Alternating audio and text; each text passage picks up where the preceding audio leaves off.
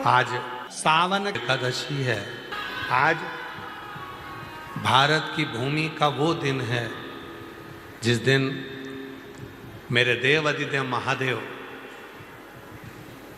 वारी करते करते करते करते हरि विठ्ठल पांडुरंगा का दर्शन करने के लिए पहुंचे। संपूर्ण भारत देश के वारकरियों को, संपूर्ण भारत देश के वारी करने वालों को, उनके पावन चरणों को मैं नमन करता हूँ। महाराष्ट्र की पवित्र धरा को मैं नमन करता हूँ, जहाँ पर मेरा देव अधिदेव महादेव श्री हरिरंग विठ्ठल के दर्शन करने के लिए पहुंचे।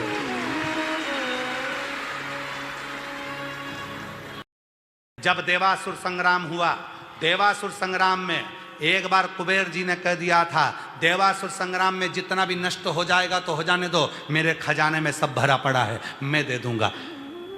लक्ष्मी जी ने कह दिया, मैं नारायण की धर्म पत्नी लक्ष्मी, अगर देवासुर संग्राम में सब समाप्त हो गया तो मैं लक्ष्मी अपना भंडार लुटा दूंगी। कुबेर ने सारा भंडार लुटा दिया तो भी समाप्त हो गया। लक्ष्मी ने सारा भंडार लुटा दिया तो भी समाप्त हो गया। पूरी जगह त्राही त्राही मचने लगी, हाहाकार मच गया। लोग भूखे रहने लगे, तरसने लगे, अन्न पृथ्वी नहीं दे रही थी, जल वृष्टि हो नहीं रही थी, अकाल पड़ गया, जीव जंतु मरने लगे। तब सारे देवता महादेव के पास जाकर बोले, अब लक्ष्मी के पास लक्ष्मी नहीं है, कुबेर के पास खजाना नहीं है, देवता सब खाली हो चुके हैं, देवासुर संग्राम में कुछ भी नहीं बचा, अब महादेव आप रक्षा करो, आप कृपा करो। भगवान शंकर ने लक्ष्मी जी के अहंकार को तोड़ दिया, कुबेर के अहंकार को तोड़ दिया।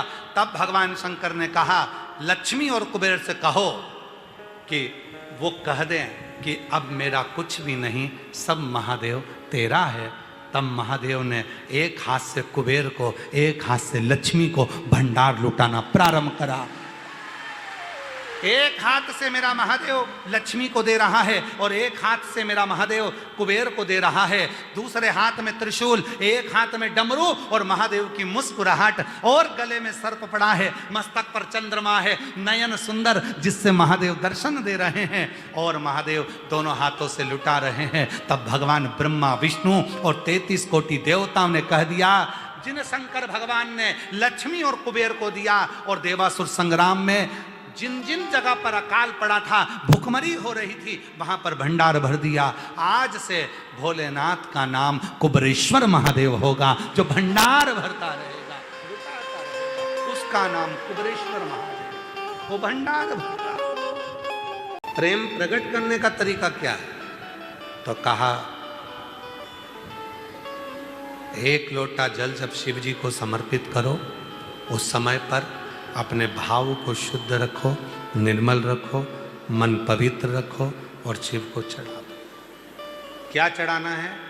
तो कहा, जल, उस जल के साथ में चढ़ाना है अपना निर्मल भाव, निर्मल चित्त, निर्मल मन, शिव को समर्पित करना, वो भाव।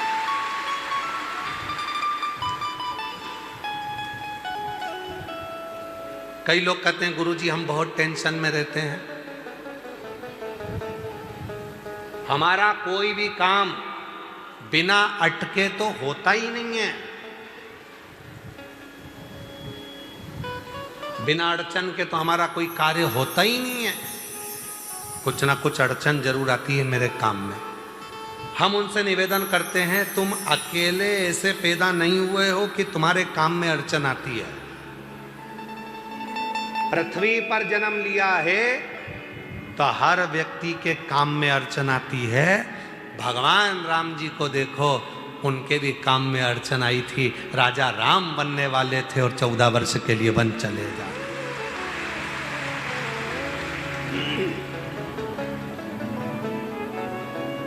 भगवान कृष्ण को देख लो, उनके भी काम में अड़चन आई, राम जी के काम में अड़चन आई। जो पृथ्वी पर जन्म लिए हो तो थोड़ा ना थोड़ा काम में तो अड़चन आई। और कहीं का महाराज तुमसे कह दे कि मैं ऐसा तुझे कर दूंगा, बस तू पेन लेना, और तेरा काम हो जाएगा, कोई अड़चन तेरे पास नहीं आएगी। तो तुमसे अच्छे अच्छे महाराज तो भगवान राम जी के पास भी थे। राम जी ने एक से भी नहीं कहा कि मेरी अड़चन मिटा दो, क्योंकि भगवान को मालूम था ये कर्म के लेख में जो लिखा कराया है उसको अपने अकेले को ही काटना पड़ेगा, कोई नहीं काट सकता। इसको अपने को स्वयं को काटना, यहां कोई दूसरा नहीं काटेगा, यहां कोई दूसरा नहीं काटेगा। इस कर्म के लेख को तुझे काटना, इस कर्म के लेख को कोई दूसरा नहीं काट सकता। इस कर्म के लेख को मुझे खुद को काटना, स्वयं को काटना, कोई दूसरा नहीं काटेगा। इसीलिए अड़चन आ रही है, आनंद।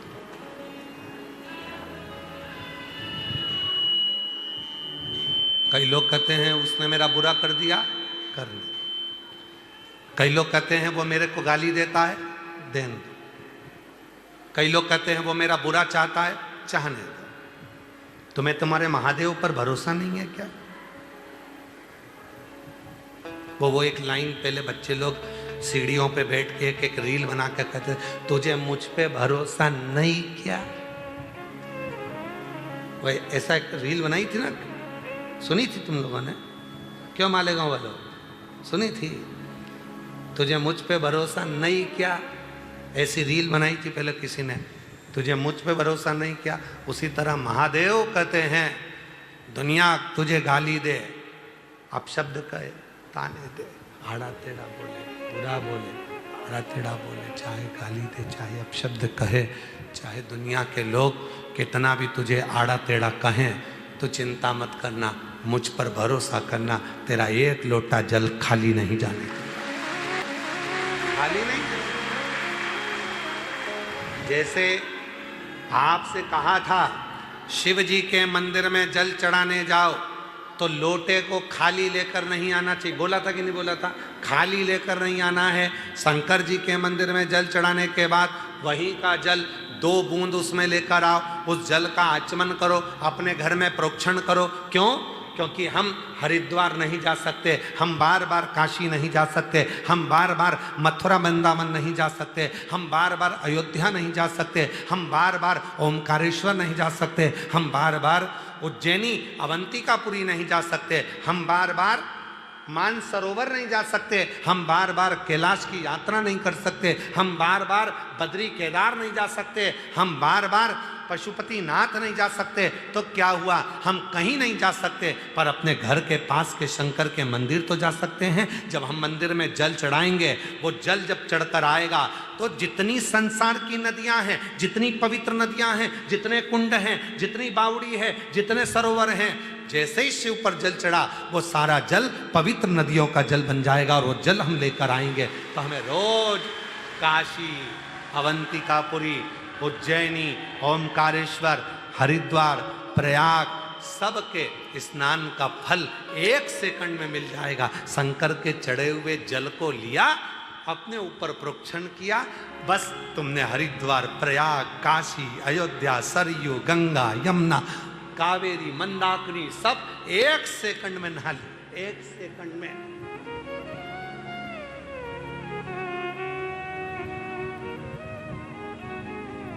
और हम तो रोज नहाते हैं, तुम नहाते हो क्या? जम के तो बोलो। हमसे कोई पूछे क्यों महाराज जी गंगा कितने दिन से नहीं नहाए, हमने कहा रोज नहाते हैं। यमुना रोज नहाते, सरयू रोज नहाते, कावेरी रोज नहाते, मंदाकिनी रोज नहाते, छिपरा रोज नहाते, नर्मदा रोज नहाते। प्रतिदिन शिव पे जल चढ़ा, जल को लाए, प्रोक्षण किया, बस स्नान 1 सेकंड में हो गया। गंगा, यमुना, सरयू, सरस्वती, कावेरी, मंदाकिनी सब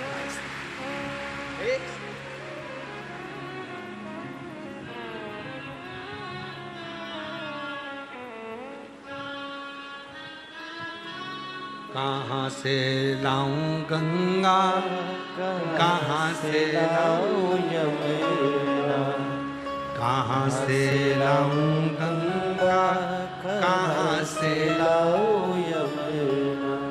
कहाँ से लाऊं सरयू अपार पड़ी रे, कहाँ से लाऊं सरयू अपार पड़ी रे, और भोले तेरी सेवा हमसे ना बनी रे।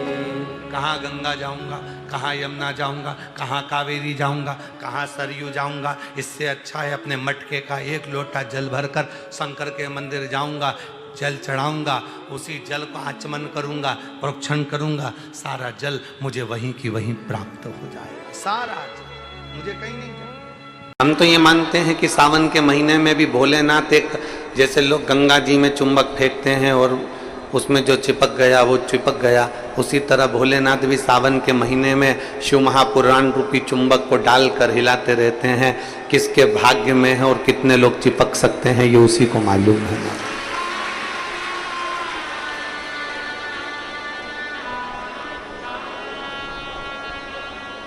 72 साल बाद ऐसा सावन आया है, और उस सावन में अगर भगवान की अविरल भक्ति हमारे मुख से हो रही है, भजन हमारे मुख से हो रहा है, कीर्तन हमारे मुख से हो रहा है, तो आप और हम तो सब शिव के चरणों के दास हैं।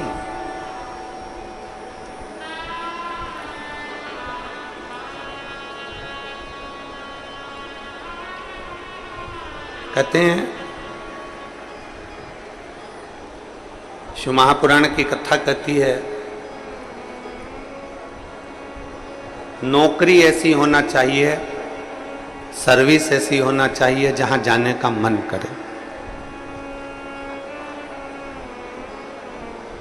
ऑफिस में तुम बैठते हो और दिन भर क्लेश मचे, फाइल तुम पढ़ते हो और फाइल उठाते से तुम्हारे को मानसिक टेंशन आ जाए, जरा जरा सी बात में चिंता खड़ी हो जाए, तो वो ऑफिस जाने का मन नहीं करता, नौकरी पर जाने का मन नहीं करता। नौकरी ऐसी हो जहां जाने का मन करे, और घर ऐसा हो जहां वापिस आने का मन करे। तो समझ, घर में अगर क्लेश हो रहा है, बहुत अशांति हो रही है, बहुत लड़ाई हो रही है, बहुत विवाद हो रहा है,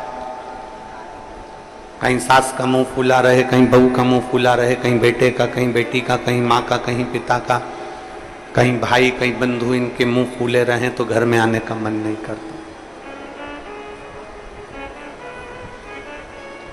पत्नी का दिन भर मुंह फूला रहेगा तो पति का घर आने का मन नहीं करेगा। माँ बाप का अगर मुंह फूला रहेगा तो बच्चों का घर आने का मन नहीं करेगा। नौकरी ऐसी हो जहां जाने का मन करे, मन करे आपका कि मुझे बड़े उत्साह से जाने हैं। एक प्रश्न आपसे पूछते हैं, उम्मीद है कि आप लोग उत्तर अच्छा देंगे। हमने भी पढ़ाई करी, आपने भी पढ़ाई करी, हमने भी विद्या अध्ययन करा, आपने भी विद्या अध्ययन करा। जब स्कूल में पढ़ते थे, मैथ का सब्जेक्ट आता या साइंस का आता, इंग्लिश का आता, कोई सब्जेक्ट जब सामने आता तो कोई कोई टीचर इतना अच्छा होता था कि उसके सब्जेक्ट में भले मन ना लगे पर उसके सब्जेक्ट में बैठने का मन जरूर करता था। बोलो सही है कि गलत है? और कोई कोई टीचर ऐसा होता था कि उसके सब्जेक्ट में जाने का मन नहीं करता था।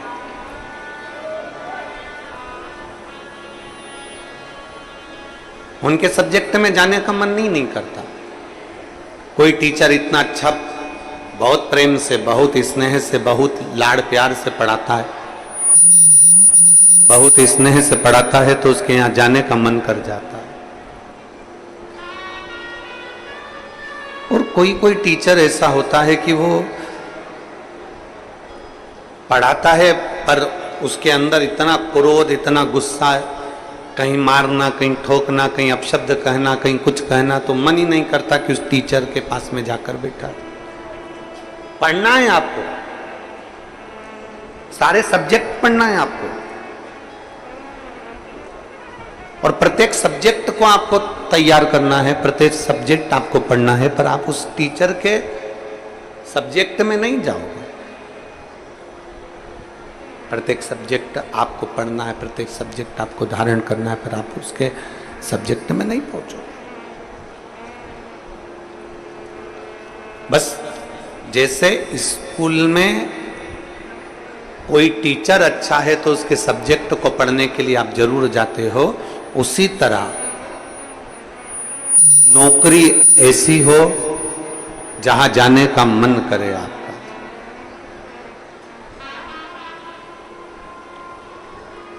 नौकरी ऐसी होना चाहिए जहां तुम्हारा जाने का मन करे, जहां तुम्हारा बार बार मन करे, 5 भी बज जाए ना तो भी मन करे कि थोड़ा आधे घंटे और काम कर लूं, 1 घंटे और काम कर लूं, 15-20 मिनट और काम कर लूं। नौकरी अगर अच्छी है तो तुम्हारा जाने का मन बड़ा करेगा और वहां बैठने का भी मन करेगा। तो शास्त्र कहता है कि नौकरी ऐसी हो जहां तुम्हारा जाने का मन करे, और घर ऐसा हो जहां पर सब प्रेम से रहते हो, तो नौकरी से और दुकान से घर आने का मन करे तो समझ लो कि तुम्हारा घर श्रेष्ठ है। तो समझिए कि उसमें तुम्हारी श्रेष्ठता है।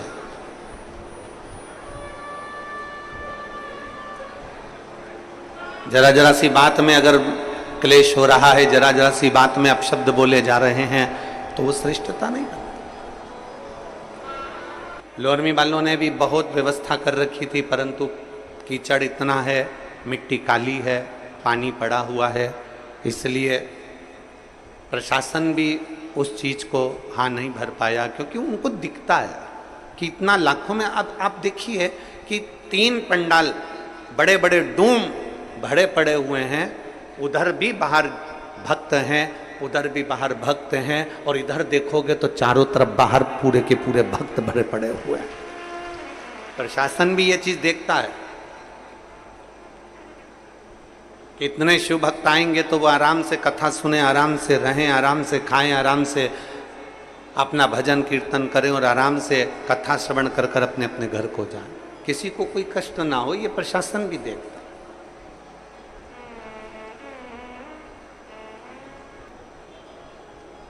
21,600 श्वास में से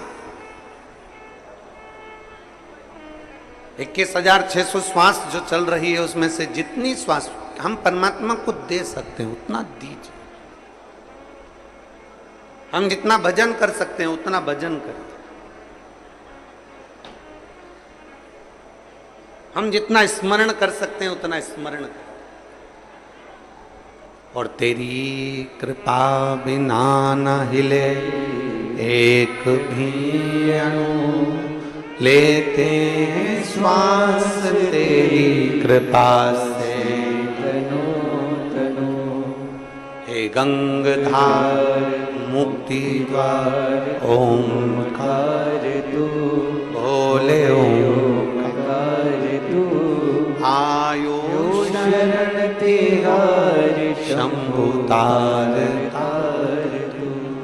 बखान क्या करूं मैं राखों के ढेर का, चपटी भभूत में खजाना कुबेर का। हे गंगाधार मुक्ति द्वार ओंकार तू, भोले ओंकार तू। आयो शरण तिहार शंभु तार तार तू। कहां प्रभु कृपा करे। एक एक श्वास, और श्वास में से भी जो श्वास आपको ठीक लगे वो परमात्मा को दीजिए।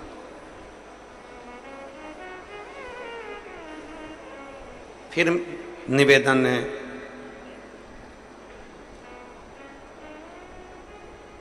फिर निवेदन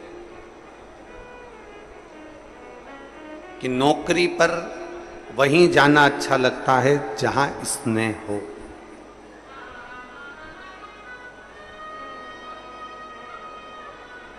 नौकरी ऐसी हो जहां जाने का मन करे, और घर ऐसा हो, जम के बोलो, जहां आने का मन करे। घर ऐसा कब हो सकता है? चप्पल कौन कौन पहनता है? जूता कौन कौन पहनता है? अरे हाथ तो उठाओ, चप्पल जूते तो पहनते होगे, ठीक है।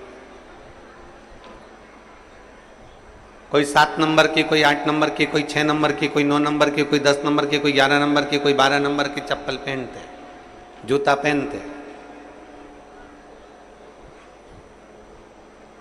आप में से कोई ऐसा है जो एक पांव में 6 नंबर की चप्पल पहनता और दूसरे पांव में 9 नंबर की पहनता?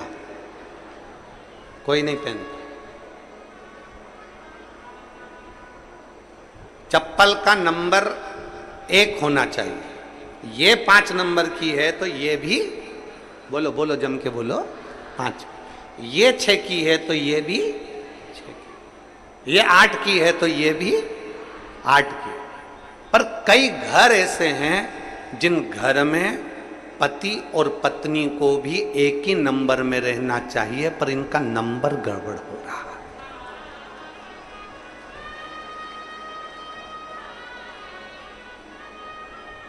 पति 8 नंबर में हो गया और पत्नी 6 नंबर में हो गई तो विवाद चालू हो गया।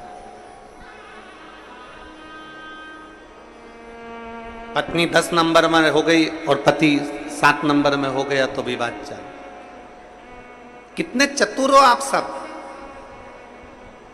जितने श्रोता भाई बहन आस्था चैनल पर कथा सुन रहे हैं, फेसबुक यूट्यूब पर कथा सुन रहे हैं, जरा विचार करिएगा कि कितनी विद्वत्ता है आप में।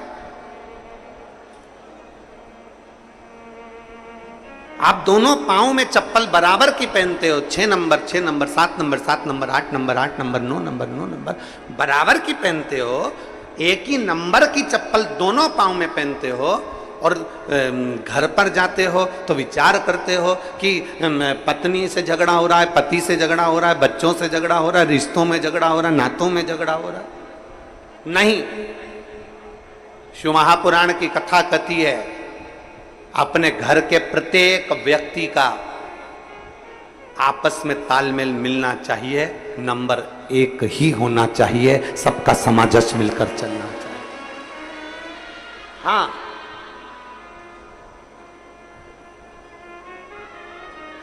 एक बात हो सकती है, कभी कभी तालमेल नहीं मिल पाता तो फिर आखिरी में छोड़ना पड़ता। तालमेल नहीं मिल पाता तो फिर छूटता। कोई कोई चप्पल जूता ऐसा होता है कि वो काटे जाए काटे जाए काटे जाए, पांव में छाला आ जाए, पांव में तकलीफ आ जाए, काटे जाए काटे जाए काटे जाए तो फिर छोड़ना पड़ता। फिर उसको नहीं रखना। ये तो मुझे बार बार काट रहा है, मुझे बार बार परेशान कर रही है, बार बार परेशान कर रही है, तो फिर काट छोड़ से रिश्ता नहीं।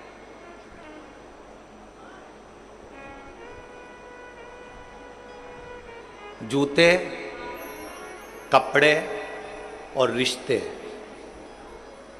कौन कौन सी चीज जम के बोलो जरा, सब बोलो। जितने भिलाई वाले बैठे हो सब बोलो, आस्था चैनल पर जो कथा सुन रहे हैं वो भी बोलो। जूते, कपड़े और रिश्ते, जब ये तंग करने लगे, तंग करने लगे, जूते पांवों में कष्ट देने लगे, कपड़े शरीर पर कष्ट देने लगे और रिश्ते भी हमको कष्ट देने लगे, तो समझ लेना कि ये तुम्हारे साइज के नहीं है, ये अपने साइज के नहीं। जूते अगर कष्ट दे रहे हैं पांव में तो समझ लो कि हमारे साइज के नहीं है। कपड़े पहन रहे थे, तंग आ गए, यहां से फटने लगे, कहीं यहां से तकलीफ दे रहे हैं, कहीं यहां से तकलीफ दे रहे हैं, तो समझ लो कि कपड़े हमारे साइज के नहीं हैं। और रिश्ते, संबंध, दूसरे गाली नहीं दे रहे हैं, अपने ही अगर अपने को गाली दे रहे हैं अपने ही अपने को अपशब्द कर रहे हैं, अपने ही अपने को कोस रहे हैं, अपने ही अपने को आड़ा टेढ़ा बोल रहे हैं, तो समझ लेना रिश्ते भी तुम्हारे साइज के नहीं हैं, तुम इनके साइज के नहीं हो। इसलिए जो जूता कष्ट दे उसको त्याग दो, जो कपड़ा कष्ट दे उसको मत पहनो, और जो रिश्ता आपके जीवन में आपको तकलीफें देना प्रारंभ कर दे, प्रयास करो उसको एक ओर कर कर भगवान की भक्ति में रमना प्रारंभ करो।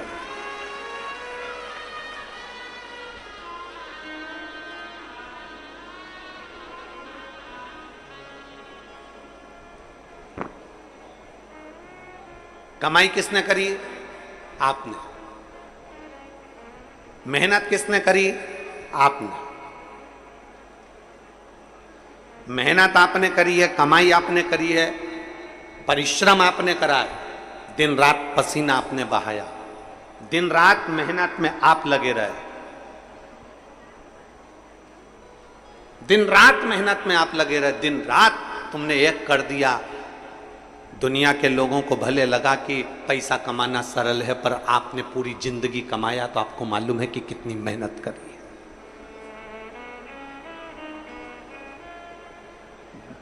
मेहनत करते करते तुम कब 55 साल के हो गए, 50 साल के हो गए, तुम्हें नहीं मालूम पड़ा।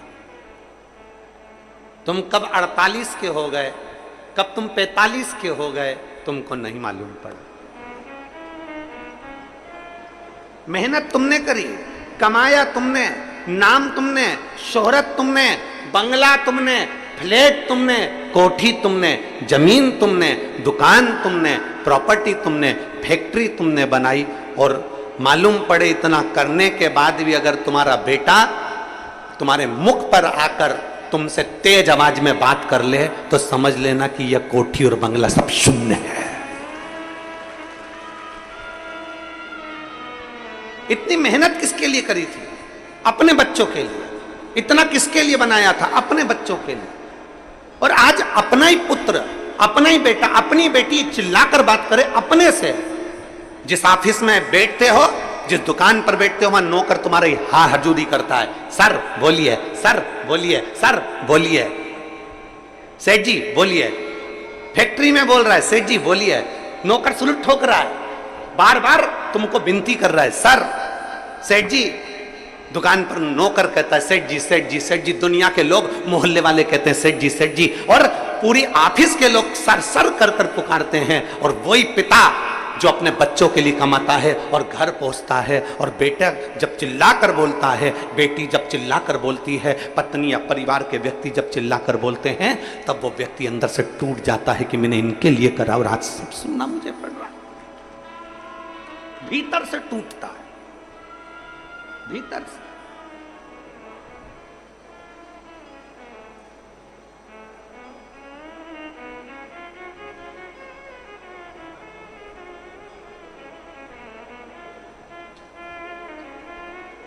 खूब पढ़ाओ बच्चों को। बेटा बेटी की एजुकेशन में कोई कमी नहीं आना चाहिए।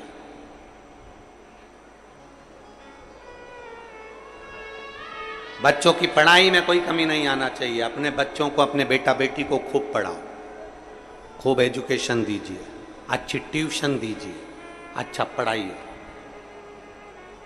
पर अपने बेटा बेटी को पढ़ाते पढ़ाते साथ में उसको शिव महापुराण की कथा भी सुनाइए, जिससे बच्चों के अंदर के संस्कार कम ना हो जाएं, वो संस्कारवान बने रहे। पढ़ाओ इतना, तुम्हारी सामर्थ्यता से ज्यादा पढ़ाओ। बच्चा अगर पढ़ना चाहता है तो उसको खूब पढ़ाओ, जितना पढ़ा सकते हो पढ़ाओ।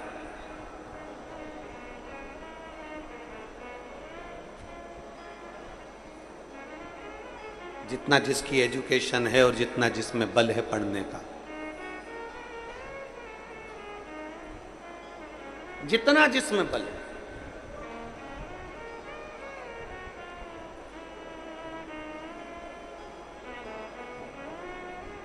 कभी बच्चों को पढ़ाने के साथ में अगर कोई पास के पड़ोसी के, कोई तुम्हारा नीचे काम करने वाला कोई सेवादार है, कोई चौकीदार, कोई आदि कादिक है और उसका भी बच्चा पढ़ना चाहता है और उसके पास पैसा नहीं है, तो अपने पैसे से उसको एजुकेशन कराओ। अपना बेटा एक दिन बहुत बड़ा ऑफिसर बनेगा और एक छोटे से व्यक्ति के बच्चे को तुमने पढ़ाया है और उसका बेटा भी जब ऑफिसर बनेगा, भले कोई भी भूल जाए, पर जिस बच्चे के लिए तुमने खर्चा कर कर उसको पढ़ाया है, वो बच्चा कभी जिंदगी में तुम्हारा एहसान नहीं भूलेगा मरते दम तक। विद्या का दान दुनिया में सबसे बड़ा दान है। इसलिए हमारी विठलेश सेवा समिति भी, आप लोग सोचते होंगे कि हम जो दान देते हैं वो कहाँ जाता है, उस दान का हिस्सा कैसे किया जाता है, कभी विठलेश सेवा समिति में आकर देखिएगा। कभी आइए और उस समिति से आप पूछो। हमारे यहाँ एक रजिस्टर चलता है जिसमें जो बच्चे गरीब साधारण जिनको बहुत पढ़ना है और उनकी ललकता है कि मैं बहुत कुछ कर सकता हूँ पर मेरे पास में धन नहीं है, बेटियां बेटे छोटे छोटे जिनके माँ बाप सब्जी का ठेला लगा रहे हैं, कहीं बर्तन मांज रहे हैं और वो बच्चे पढ़ना चाहते हैं, तो समिति उनका स्कूल का फीस जमा कर कर उनकी एजुकेशन कराने के लिए तत्पर रहती है। विद्या से बड़ा दुनिया में कोई दान नहीं, जितना मन सकता है दीजिए।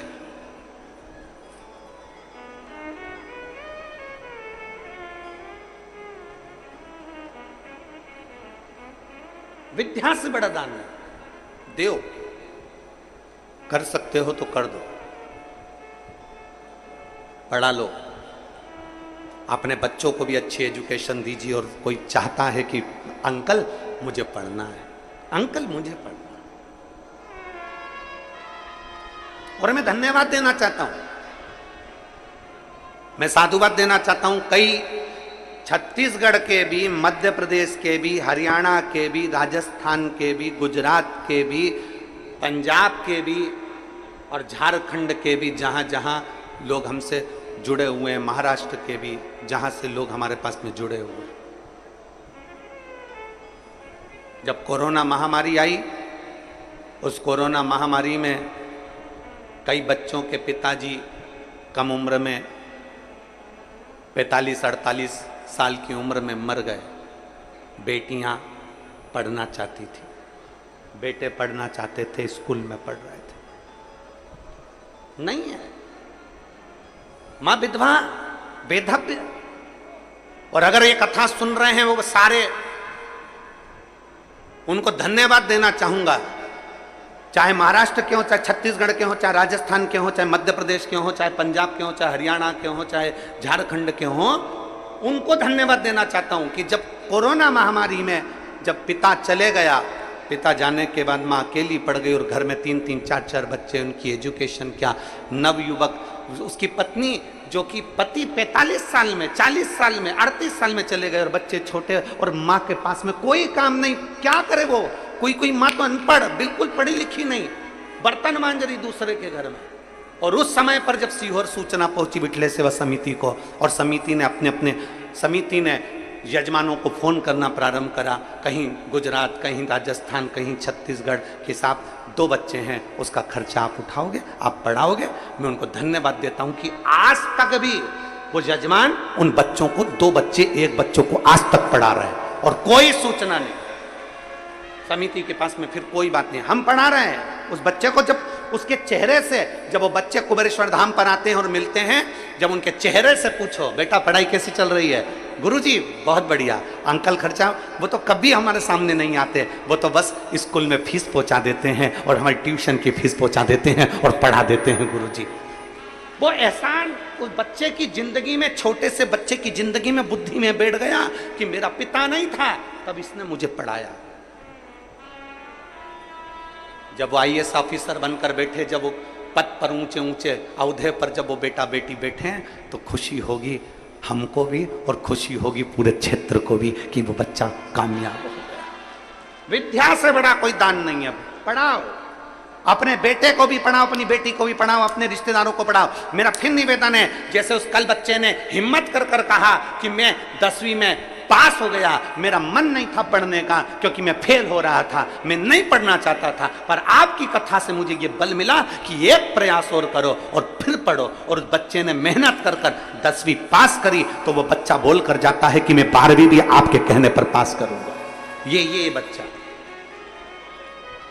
आज भले दुनिया के लोग हंसते हो कि 10वीं के रिजल्ट के लिए पत्र लिख दिया, 10वीं के रिजल्ट के लिए। मैं तो बच्चों को धन्यवाद दूंगा जब 8वीं का बच्चा भी मेरे पास में पत्र भेजेगा कि हम पढ़ रहे हैं, हम होशियार हो रहे हैं, हम आगे बढ़ रहे हैं। केवल 10th क्लास से ही मतलब नहीं, 8th क्लास का बच्चा भी जब भेजेगा ना लिख के कि हम मेहनत कर रहे हैं, हम आगे बढ़ रहे हैं। तुम्हारी एजुकेशन से कोई खुश हो चाहे नहीं हो, पर सियोर वाला महाराज तुम्हारी एजुकेशन से सबसे ज्यादा खुश होगा। विद्या से बड़ा कोई दान नहीं, विद्या से बड़ा कोई दान नहीं। पढ़ो,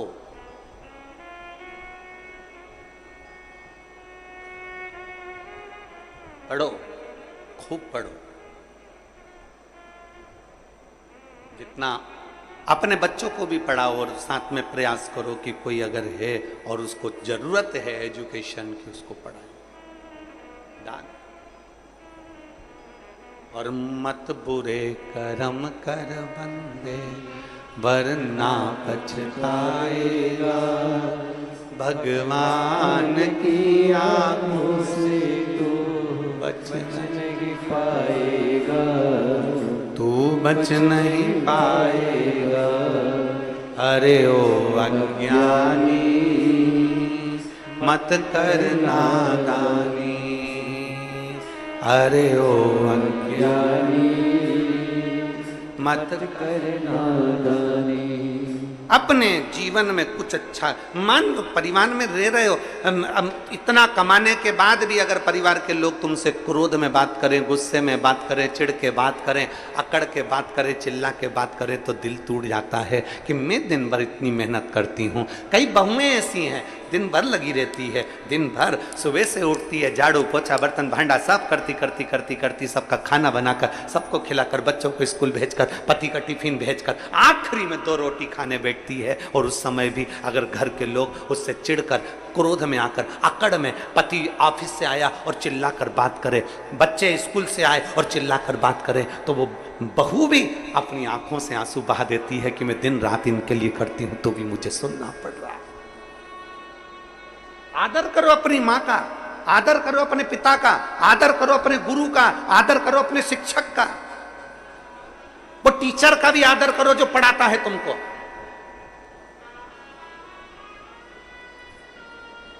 वो शिक्षक का आदर करिए जो शिक्षक तुमको एजुकेशन के लिए तत्पर करता है, पढ़ाता है। अपने बच्चे को छोड़कर एक महिला शिक्षक,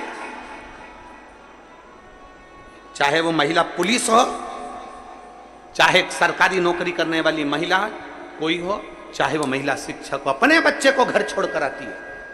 और अपने बच्चे पर कम ध्यान देकर स्कूल के बच्चे पर अगर वो अच्छे से ध्यान दे रही है तो ये जान लेना कि तू एक बच्चे को छोड़कर 1000 बच्चे ऐसे तैयार कर रही है जो आने वाले समय में कहीं ना कहीं उच्च पद पर विराजमान हो। ना ध्यान दिया।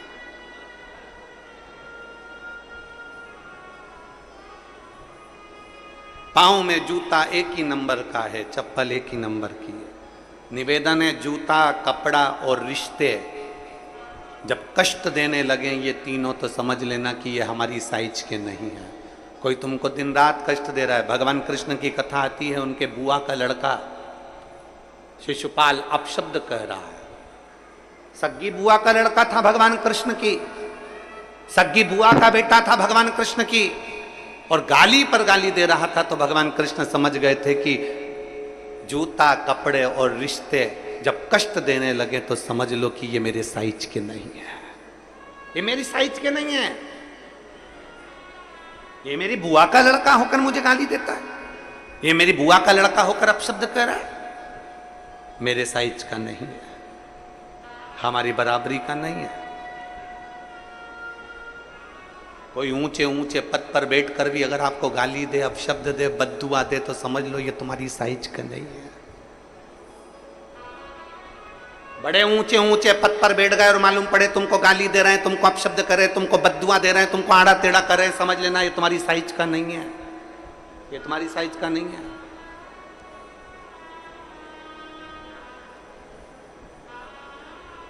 ऊंच निवास नीच करतूती, देखई न सकई पराई विभूति। ऊंचे पद पर बैठने पर भी अगर आपका सुख उनसे देखा नहीं जा रहा,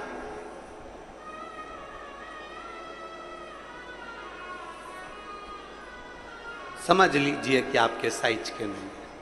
आप अपनी भक्ति में लीन रहो, आप अपने भजन में लीन रहो।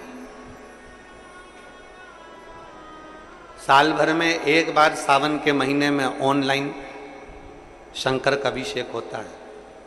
कितनी बार? जम के बोलो जरा। एक बार। साल भर में एक बार सावन के महीने में ऑनलाइन शंकर का अभिषेक होता है। कितनी बार? जम के बोलो जरा। एक बार। और रात्रि के पहले पहर शाम के 7 बजे, मतलब पहले पहर की पूजन आप और हम, पूरी दुनिया के लोग, पूरे विश्व के लोग करेंगे। शाम को 7 बजे आपको कुछ मिले चाहे ना मिले, शिवलिंग मिट्टी का जरूर बनाओ और साथ में बैठकर 7 बजे से 8 बजे तक आस्था चैनल चालू करो, मोबाइल चालू करो, टीवी चालू करो और भगवान शिव की आराधना करो। चलते चलते मान लो बीच में कहीं लाइट चली गई, नेटवर्क नहीं मिल रहा, तो चिंता मत करना। शिव जी को 1 लोटा जल और जो सामग्री लिखाई गई है, अगर दिल से श्री शिवाय नमस्तुभ्यम कहकर भी चढ़ा दोगे तो भी मेरा शंकर खाली नहीं छोड़ेगा, तुम्हारा भंडार भर के।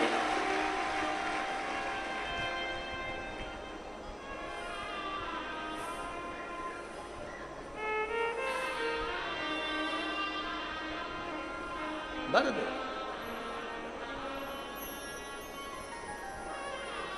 उत्साह के साथ पूजन करना। तुम्हें लगना चाहिए कि 2 अगस्त को मेरा बाबा मेरे घर आ रहा है। इतनी खुशी रखो उस दिन, इतनी प्रसन्नता रखो कि मेरा बाबा मेरे घर आ रहा है।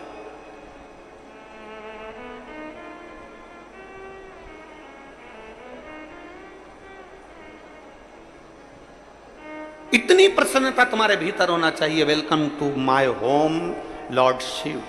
मेरे घर में आज शंकर आ रहे हैं, बड़ी प्रसन्नता का विषय, बड़ी खुशी का विषय। आज मेरे घर में मेरा शिव आ रहा है, मेरा शंकर। और शाम को जब 7 बजे से 8 बजे तक पूजन हो जाए, 8 बजे शंकर के उस शिवलिंग की थाली अपने सिर पर रखकर, थाली, नगाड़ा, ढोल, मंजीरा, ताली, घंटी बजाते हुए घर के बाहर जाकर पात्र में विसर्जन कर दो। नदी तालाब बाजू में हो और ज्यादा पानी नहीं हो तो वहां कर सकते, पर अपने घर के बाहर जाकर उसका विसर्जन। प्रसन्न। और एक बेलपत्री शिवजी पे से चढ़ी हुई, वो 7 बेलपत्र में से एक बेलपत्र शंकर पे से चढ़ी हुई अपने पास, उसमें से कामना कर कर बाबा से, बाबा मेरी ये कामना, आज मैं प्रदोष काल में रात्रि के प्रथम पहर में शिवरात्रि का पूजन कर रही हूं।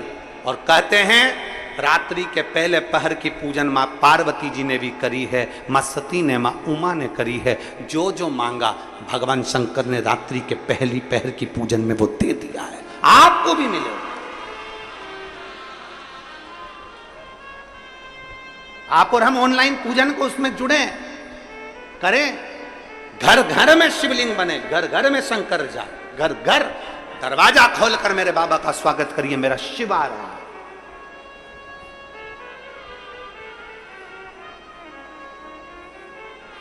एक व्यक्ति ने प्रश्न किया, गुरुजी महा महीने की शिवरात्रि जो आती है फरवरी में, वो सबसे बड़ी शिवरात्रि होती है, आप सावन की शिवरात्रि को इतना बड़ा बना दिए, इतना बड़ा बना दिए, सावन की शिवरात्रि में ऐसा क्या है?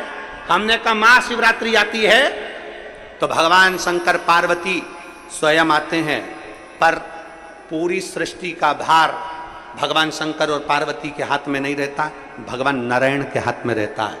4 महीने जब भगवान नारायण विश्राम के लिए जाते हैं शेषनाग की सैया पर, तो पूरी सृष्टि का भार भगवान शंकर को दे जाते हैं। तो सावन उसी 4 महीने के अंदर पड़ता है। जब शंकर के पास पद आ जाता है, किसी व्यक्ति के पास कुर्सी आ जाए, पद आ जाए, प्रतिष्ठा आ जाए, तो साइन करने में देरी नहीं लगती है, और वो साइन की कीमत होती है। इसलिए शंकर भगवान की ये सावन की शिवरात्रि शिव क्या दे देते हैं किसी को मालूम नहीं पड़ता। मेरे भगवान शंकर किसका साइन कर दे, क्या दे दें, किसको दे दें? चोर को कुबेर बना देते हैं, भस्मासुर को अपना कंगर प्रदान कर देते हैं, लंकाधिपति रावण को सोने की लंका दे देते हैं। अगर कोई पूछे ये सब कुछ कब दिया गया, भस्मासुर को कंगन कब दिया? श्रावण के महीने में। लंकाधिपति रावण को लंका कब दी? श्रावण महीने में। कोई पूछे कि इतना सब चोर को कुबेर कब बनाया? श्रावण महीने में। क्योंकि 4 महीने मेरे शंकर के पास में पूरी सृष्टि का भार है।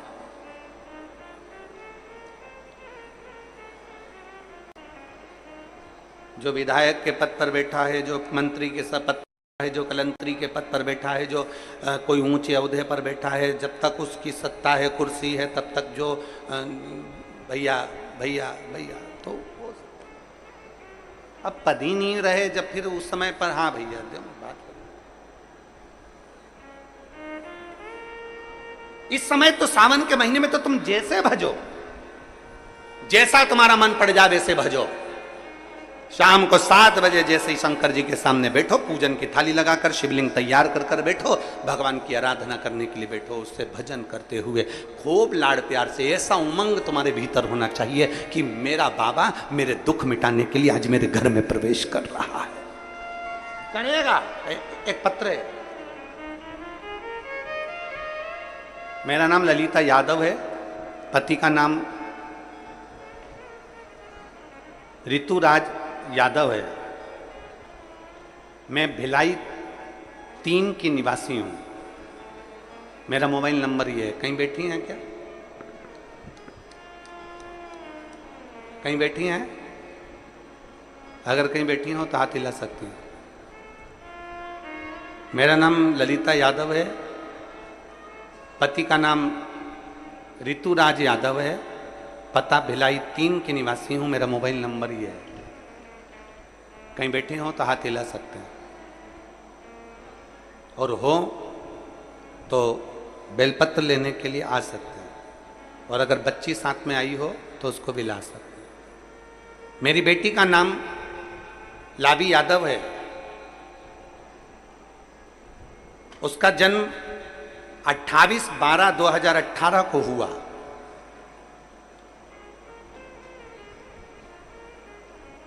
अभी क्या चल रहा है? जम के बोलो। 2024। जन्म कब हुआ है? 28/12/2018 को। मेरी बेटी जन्म से ही बोल नहीं पाती थी। हम लोग बहुत परेशान हो गए। डॉक्टर को दिखाया तो उन्होंने सीटी स्कैन किया। सीटी स्कैन में आया कि ये बच्ची बोल नहीं सकेगी। इसके जन्म से ही इसकी जिह्वा, इसकी तालू बेकार, ये नहीं बोलेगी। डॉक्टरों ने कह दिया इसकी आवाज नहीं आ सकती कभी भी। अब करें तो करें क्या? 18 में जन्मी, 19, 20, 21, 22, 23 ये सब निकलता चले गया। अब करे क्या? बच्चे की आवाज नहीं आई, वाणी नहीं आई। तब किसी ने कहा, पड़ोस में एक दादी रहती हैं, उन्होंने कहा टीवी पर प्रदीप मिश्रा जी कथा करते हैं और शंकर की कथा का वाचन करते हैं। हमने सुना है कि शिव कथा सुनने वाले की सब मनोकामना पूर्ण होती है। तू टीवी के सामने उस बच्ची को बिठा, कथा सुनवा। छोटी सी बच्ची को हम टीवी के सामने बिठा देते, कथा सुनवाते। पशुपतिनाथ का व्रत करना प्रारंभ करा, शंकर पे चढ़ा हुआ जल पीना चालू करा। बच्ची को रोज मंदिर ले जाती, शिव जी का चढ़ा हुआ जल नंदी के पास बिठाती और पिलाती, और बेटी से कहती शिव का नाम ले, श्री शिवाय नमस्तुभ्यम बोल। बेटी बोल नहीं पाती। बहुत बहुत प्रयास किया, तब मेरे बाबा ने ऐसी कृपा करी गुरुदेव, नंदी के पास बैठकर श्री शिवाय नमस्तुभ्यम। लोग कहते हैं कि ये क्या दे दिया मिश्रा जी ने, पर कोई मुझसे पूछे श्री शिवाय नमस्तुभ्यम में क्या है, आज मेरी बेटी इतने सालों के बाद बोलना प्रारंभ कर दी। मैं बाबा को धन्यवाद देने के लिए, मैं बाबा को धन्यवाद देने के लिए आई हूं कि आज मेरी बेटी के मुख में वाणी आ गई। जो बोलती नहीं थी, निपट गूंगी, डॉक्टर ने कह दिया था ये नहीं बोल सकती, उसके मुख में वाणी, उसके मुख में वाणी। एक लाइन अच्छी लिखी है, आप और हम सब मिलके गुनगुनाते हैं। खाली ना जाता कोई दर से तुम्हारे, खाली ना जाता कोई दर से तुम्हारे, मैं भी खड़ी हूँ नंदी पाए पसारे, अपने हृदय से लगा लो गिरा जा रहा उठा लो भोले अपने दर से, अब तो ना टालो गिरी जा रही हो, उठा लो। एक पत्र और है।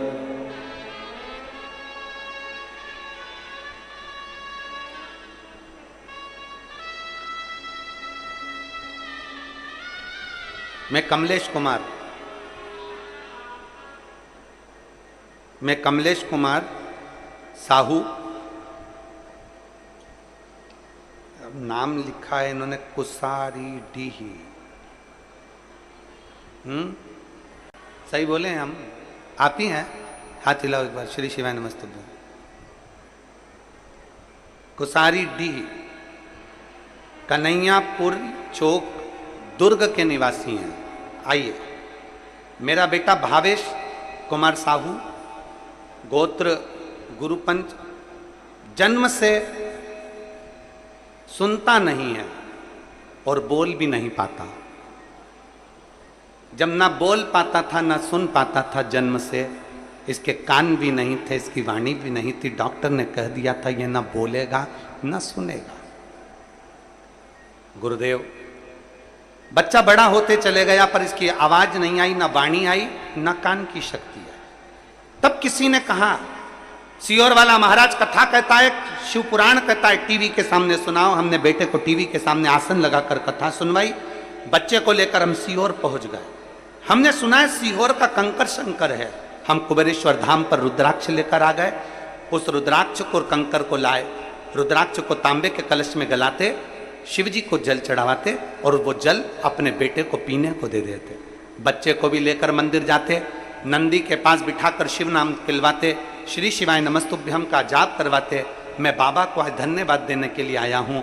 डॉक्टर ने तो सर्टिफिकेट दे दिया था कि ये बोलेगा नहीं, सुनेगा नहीं। आज मेरा बच्चा बोलता भी है और सुनता भी है। मैं बाबा को धन्यवाद देने के लिए।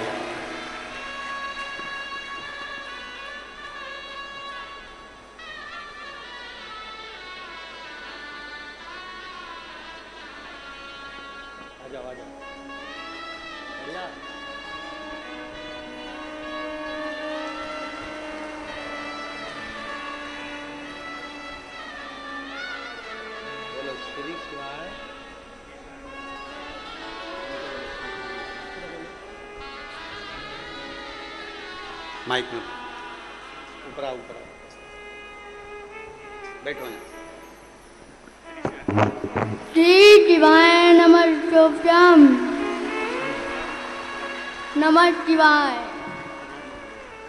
हर हर ओम नमः शिवाय। हर हर हाय हाय महादेव।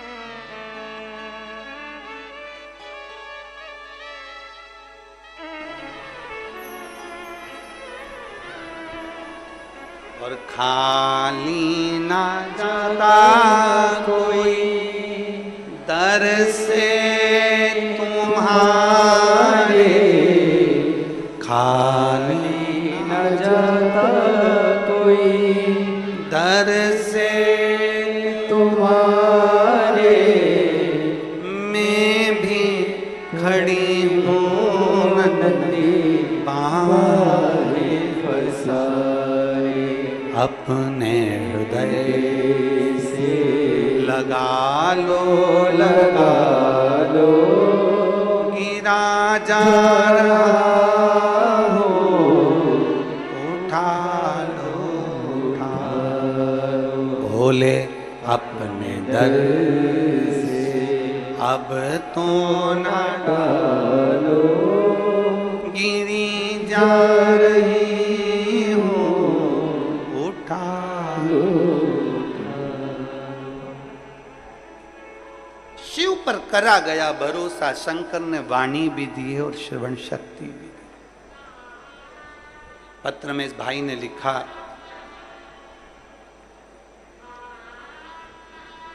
जो दुनिया में कोई नहीं कर सकता वो शिव पुराण और भोलेनाथ कर सकता है। शिव पुराण कर सकती है और भोलेनाथ कर सकता है। उसमें सबसे जरूरी है आपका विश्वास, उसमें सबसे जरूरी है आपका भरोसा, उसमें सबसे जरूरी है आपकी दृढ़ता। जिस दिन आपने, जितने आस्था चैनल के श्रोता हैं और जितने बहन भाई यूट्यूब फेसबुक पर कथा सुन रहे हैं, अगर शिवरात्रि के दिन आपने ये सोच लिया कि शंकर मेरे घर में आए हैं और मेरा दुख का, जैसे कल कहा गया था ना कि घड़ी में आप सोच लेते हो कि मुझे इतनी बजे घड़ी में अलार्म भरा और सोचा ऐसा ऐसा तो वैसा, उससे पहले उठा, तुमने सोच लिया कि मेरा दुख मेरा बाबा काटेगा, तो यह पक्का है कि दुख मेरा महादेव जरूर काटेगा। विश्वास पक्का हो गया ना, भरोसा दृढ़ हो गया।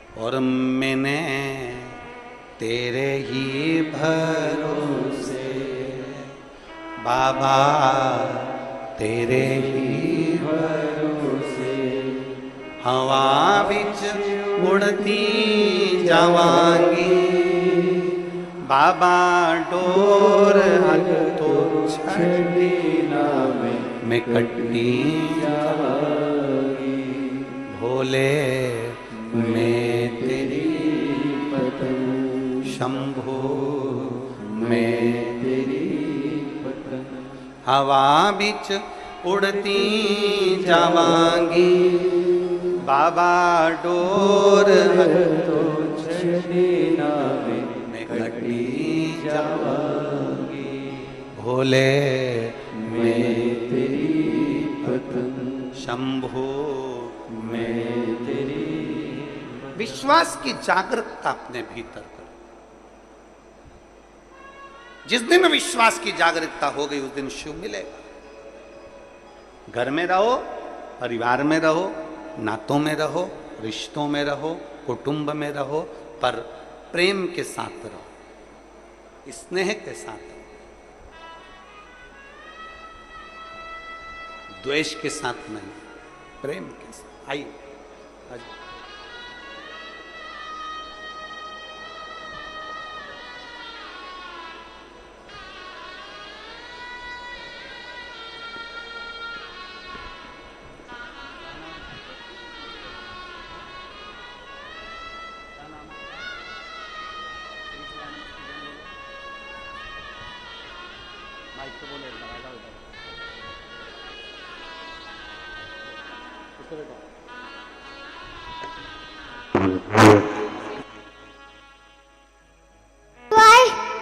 नमस्तुभ्याम। नमस्तुभ्याम।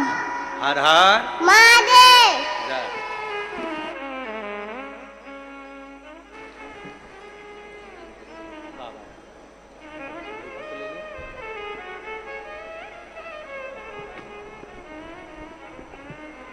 डॉक्टर ने कह दिया था कि इसकी आवाज और श्रवण शक्ति दोनों नहीं आई, पर लिखने वाले ने, वो कहते हैं ना, विधाता लिखता है तुम्हारा भाग्य, विधाता लिखता है तुम्हारा भाग्य, पर देव अधिदेव महादेव विधाता के लिखे हुए लेख को भी मिटा देता है। वो सामर्थ्यवान है,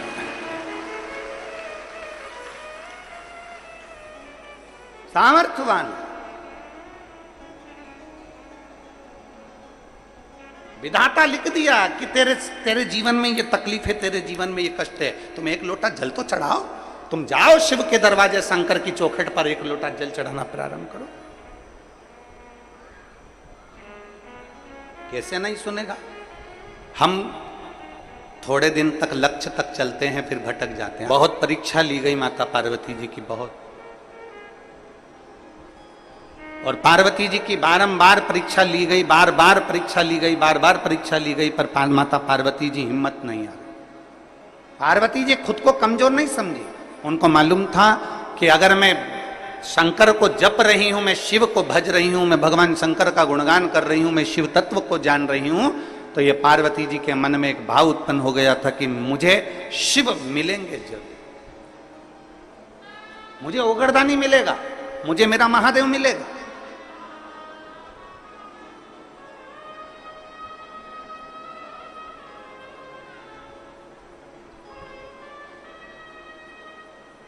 और ध्यान दें, शिव को पाने की ललकता आपके भीतर होना चाहिए।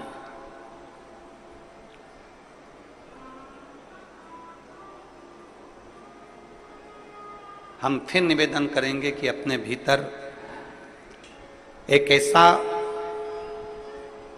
तत्व, अपने भीतर ऐसा समर्पण, अपने भीतर भगवान की अविरल भक्ति को अपने भीतर ऐसा समाहित कर लो कि एक ना एक दिन ऐसा आए कि मेरा शिव तुम्हारे सम्मुख में आकर खड़ा हो जाए और तुम्हारे को दर्शन देकर जाए। इतना अपने आप में बल उत्पन्न करो।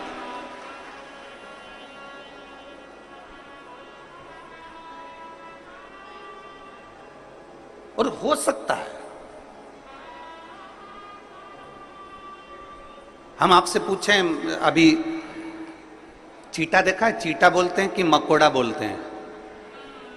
यहां पे क्या बोलते हैं, चीटा की मकोड़ा?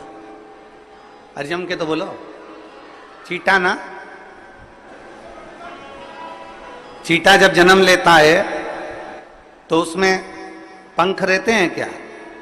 जम के बोलो जरा। नहीं रहते। चीटा जब जन्म लेता है तो उसमें पंख नहीं रहते, पर चीटा अपने कर्म में लगा रहता है, अपने कार्य में लगा रहता है और कर्म करता रहता है, कार्य करता रहता है, करता रहता है, करता रहता है, करता रहता है, करता रहता है। धीरे धीरे धीरे धीरे चीटे में पंख आ जाते हैं। देखे आप लोगों ने चीटे में पंख? चीटा जन्म लेता है जब उसमें पंख नहीं होते हैं, चीटे में पंख नहीं रहते हैं, पर चीटा अपना कर्म करता रहता है, कर्म करता रहता है, तो चीटे में पंख आ जाते हैं, चीटे में पंख उत्पन्न हो जाते हैं और वो चीटा भी उड़ने लगता है। जरा विचार करना, चीटा अपना कर्म करता रहता है तो एक दिन परमात्मा उसको भी पंख लगा देता है, और यदि आप अपने कर्म के प्रति जागरूक हो जाएंगे तो वो परमात्मा आपको भी पंख लगाकर आगे बढ़ा है, आपको अपनी मंजिल तक पहुंचा देगा।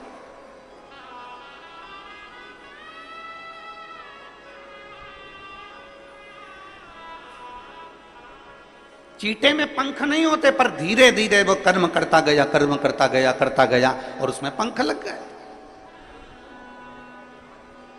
कर्म करता गया और उसमें पंख आ गए, वो उड़ने लगा, वो आगे बढ़ने लगा। आप अपना कर्म करिए,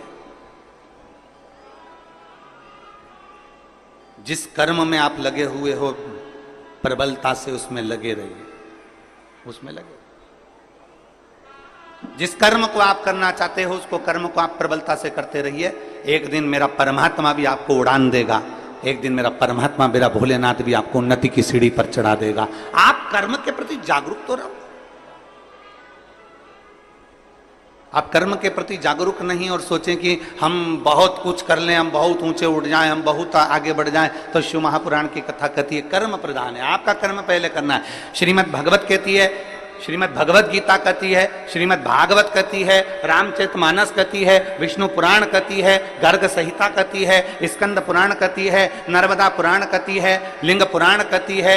ऐसी कोई पुराण नहीं जो कर्म की प्रधानता नहीं बताती। प्रत्येक पुराण कर्म प्रधान है और प्रत्येक पुराण कहती है कि आप अपने कर्म में जागरूक रहिए, आप अपने कर्म में प्रबलता बनाकर रखिए।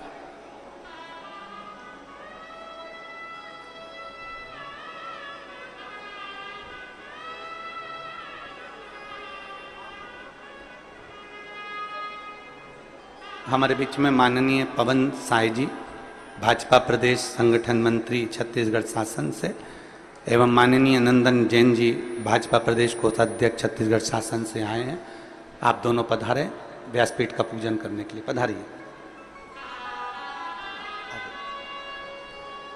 एक बार इनके लिए जोरदार ताली बजाकर स्वागत वंदन। एक बार इनके लिए जोरदार ताली बजाकर स्वागत वंदन।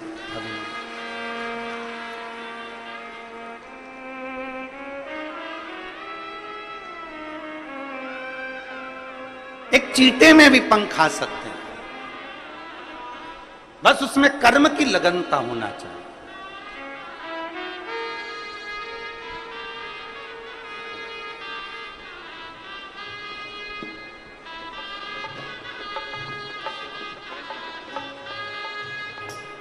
एक अपनी कर्म की लगनता प्रबल होना चाहिए।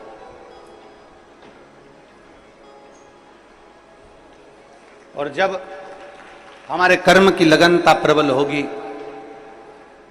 तो हम अग्रण्यता की ओर बढ़ेंगे। पर हम अपना कर्म पूरा नहीं कर पाते। हम उसको सोच लेते हैं मेरे बस का नहीं है, मैं नहीं कर सकता, मेरे बस में नहीं है, मैं ऐसा नहीं कर पाऊंगा, ये मेरे बस का नहीं है। नहीं नहीं, शिव कथा कहती है दुनिया का सबसे बड़ा पाप है अपने आप को कमजोर समझना।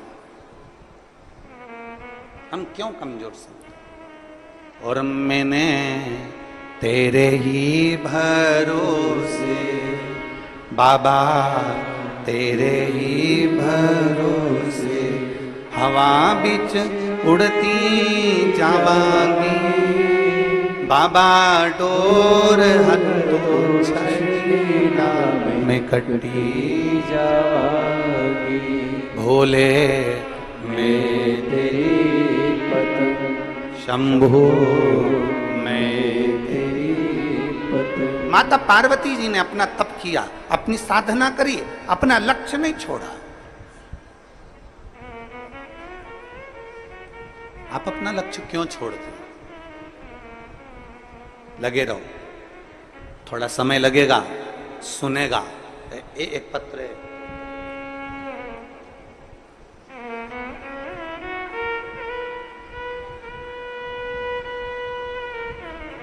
मैं राजकुमारी यादव, पति श्री शांतिलाल यादव,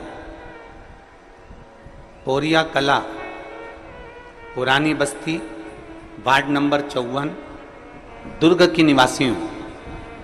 आप ही हैं? श्री शिवाय नमस्तुभ्यं। एक लोटे जल का मैं क्या वर्णन करूं? आ जाओ, बेलपत्र लेकर चले गए।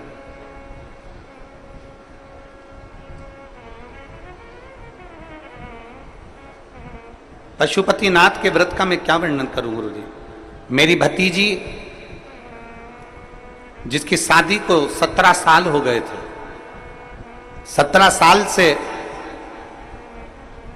उसके घर में संतान का सुख नहीं था।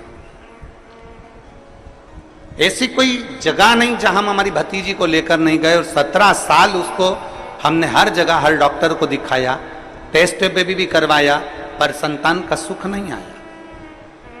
हमने हमारी भतीजी को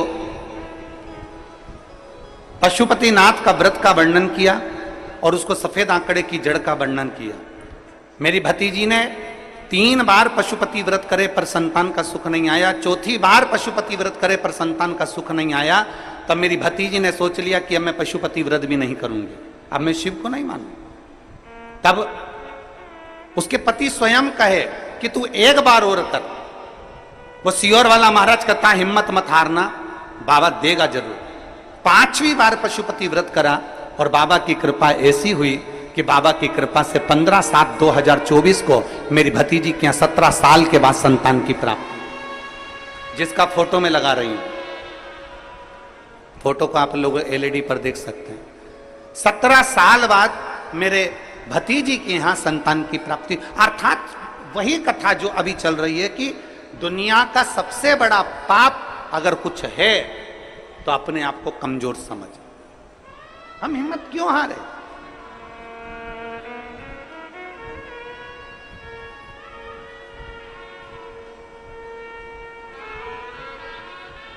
क्यों हिम्मत हारे?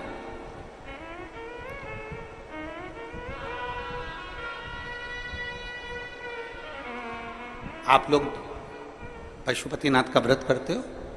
कौन कौन ने करा? जरा हाथ उठाओ तो। आ जाइए, आ जाइए, आ जाओ, आ जाओ, जल्दी आओ, जल्दी आओ, जल्दी आ जाओ।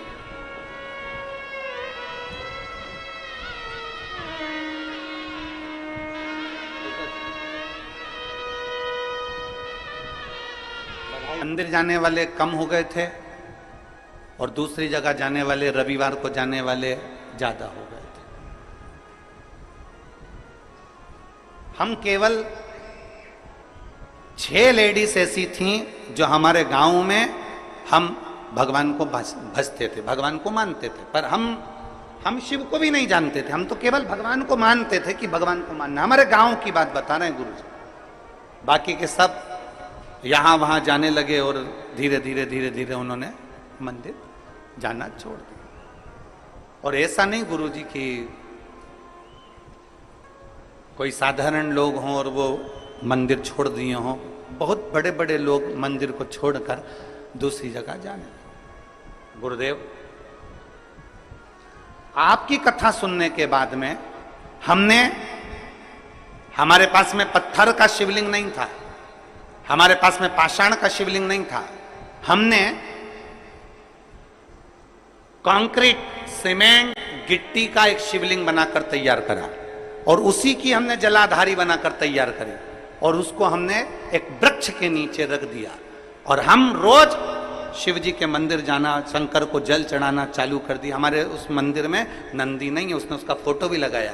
उस शंकर का कंक्रीट का शिवलिंग बनाकर, कंक्रीट की जलाधारी बनाकर उस पर हमने कलर पोत दिया और हम जाना चालू कर दिया। गुरुजी, हमने आपकी कथा को टीवी पर लगाकर उसकी आवाज तेज कर कर हमने बाहर लोगों को, जाते आते लोगों को सुनाना चालू करी। आज हमें प्रसन्नता इस बात की है कि वो पेड़ के नीचे का जो कंक्रीट सीमेंट का शिवलिंग है वहां पर भी लोगों की भीड़ होने लगी और लोग अब अपने धर्म की ओर मुड़ने लगे।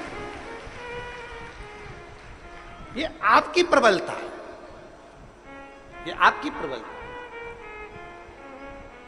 ये आपका विश्वास है, ये आपका भरोसा है।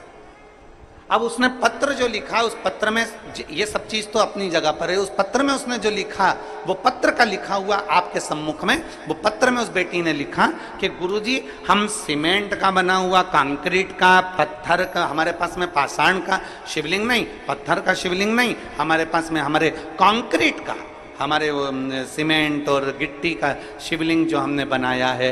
अब आप हमें ये बताएं, क्या हम उस पर जल चढ़ाते हैं, हम उसकी पूजन करते हैं, तो क्या हमको शंकर जी के शिवलिंग का पुण्य मिलेगा? क्या हमें शंकर भगवान के शिवलिंग का पुण्य मिलेगा? अब मैं उस जीजी को एक बात कहना चाहता हूं। आपके मन में भी यह प्रश्न पड़ा होगा, क्या वो कंक्रीट का शिवलिंग का पुण्य मिलेगा?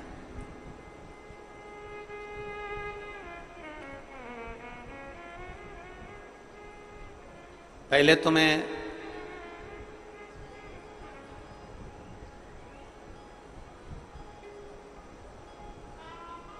जितने ग्रामीण क्षेत्रवासी हैं और जिनके यहाँ शंकर का शिवलिंग नहीं है और वो चाहते हैं कि हमारे यहाँ शंकर का शिवलिंग विराजमान हो और हमारे गांव के लोग उस पर जल चढ़ाएं, तो मैं तो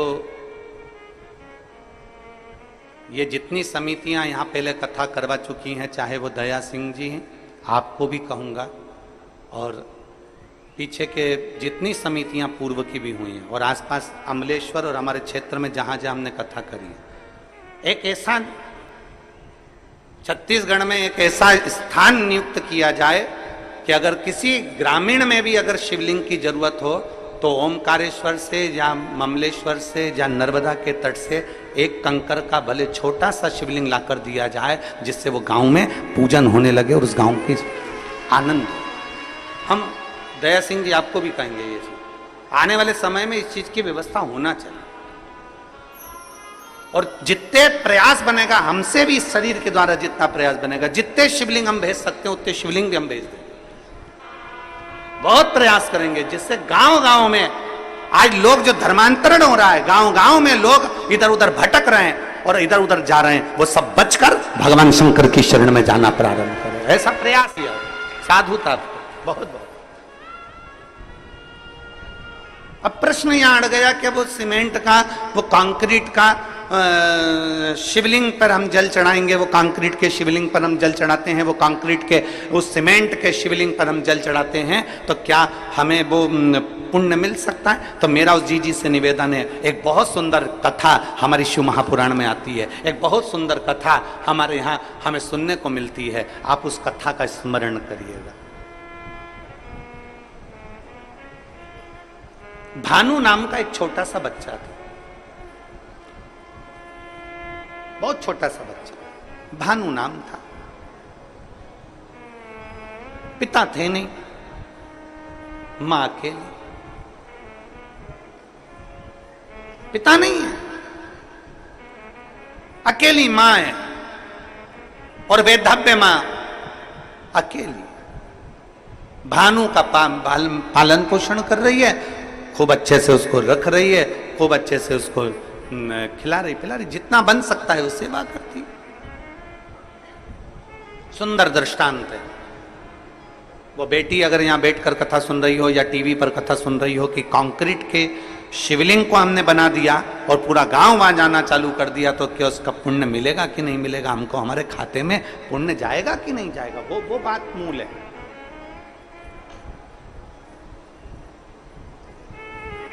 हमारे पास शिवलिंग नहीं था तो हमने वो कंक्रीट का बना दिया, तो उसका पुण्य है कि नहीं? उसके लिए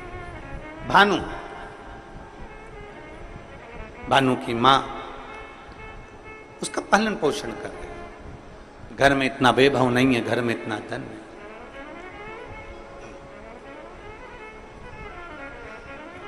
एक बात आज फिर कहते हैं, तुम्हारे घर में धन की कमी होगी ना, चल जाएगी। धन की कमी होगी तो बच्चा बचपन में रोएगा, धन की कमी होगी तो बच्चा खिलौने के लिए रोएगा, धन की कमी होगी तो बच्चा कपड़े के लिए रोएगा, धन की कमी होगी तो बच्चा गाड़ी के लिए रोएगा। अगर तुम्हारे घर में धन की कमी है ना, चलेगा, पर तुम्हारे घर में संस्कारों की कमी नहीं होना चाहिए, नहीं तो जिंदगी भर रोना पड़ेगा।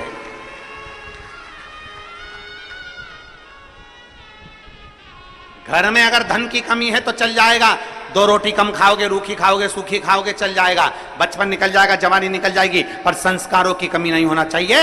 अगर हमारा संस्कार समाप्त हो गया तो हमें जिंदगी भर रोना पड़ सकता है, जिंदगी भर, जिंदगी भर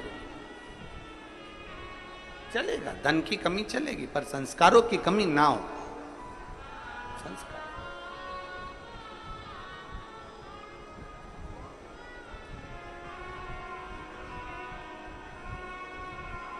और जितना बन सकता है अपने संस्कारों में कोई कमी ना है। भानु की मां भले धन में कमी थी पर संस्कारों में कमी नहीं रखी भानु की। एक दिन भानु ने अपनी मां से पूछा, मां सबके घर में खूब सा राशि ठाठ है पर हमारे घर में कुछ नहीं है। मां के मुख से निकल गया, जिस दिन महादेव चाहेगा उस दिन ठाठ भी दे देगा, जिस दिन महादेव चाहेगा उस दिन ठाठ दे देगा। 5 वर्ष का भानु जहां भी खेलने बैठता है, जहां भी खेलता है, खेलते खेलते मिट्टी को उठाकर, धूल को उठाकर, जो जमीन पर खेलता है तो वहां की मिट्टी को ऐसा इकट्ठा करता है, शिवलिंग बनाता है, जलाधारी बनाता है, पेड़ पत्ती का पत्तियां तोड़ता है वृक्षों से, उसके ऊपर चढ़ा देता है। थोड़ी देर बाद भानु उसको मिटा देता है। फिर कहीं खेलता है, मिट्टी में गया, मिट्टी का शिवलिंग बना लेता है, पत्तियां तोड़ता है, शिवजी पे चढ़ा देता है, उसको मिटा देता है।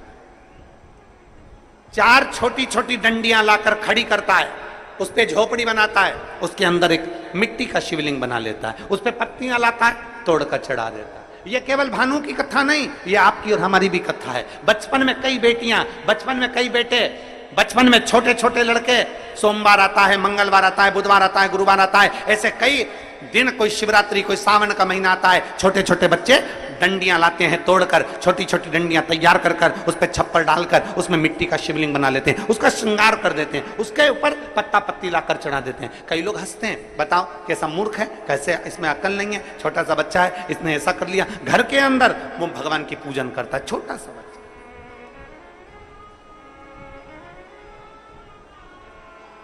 और मेरा विश्वास कहता है यहाँ छत्तीसगढ़ की जितनी मेरी जीजियां बैठी हैं, जितने मेरे जीजा बैठे हैं, जितने मेरे बेटा बेटी बैठे हैं, इन्होंने भी बचपन में जरूर मिट्टी उठाई होगी, उसको ऐसा करा होगा, आटे की लोई उठाई होगी, लोई को उठा के ऐसा ऐसा करके शिवलिंग बना लिया होगा, आटे की लोई का। चावल बनाया होगा तो चावल का।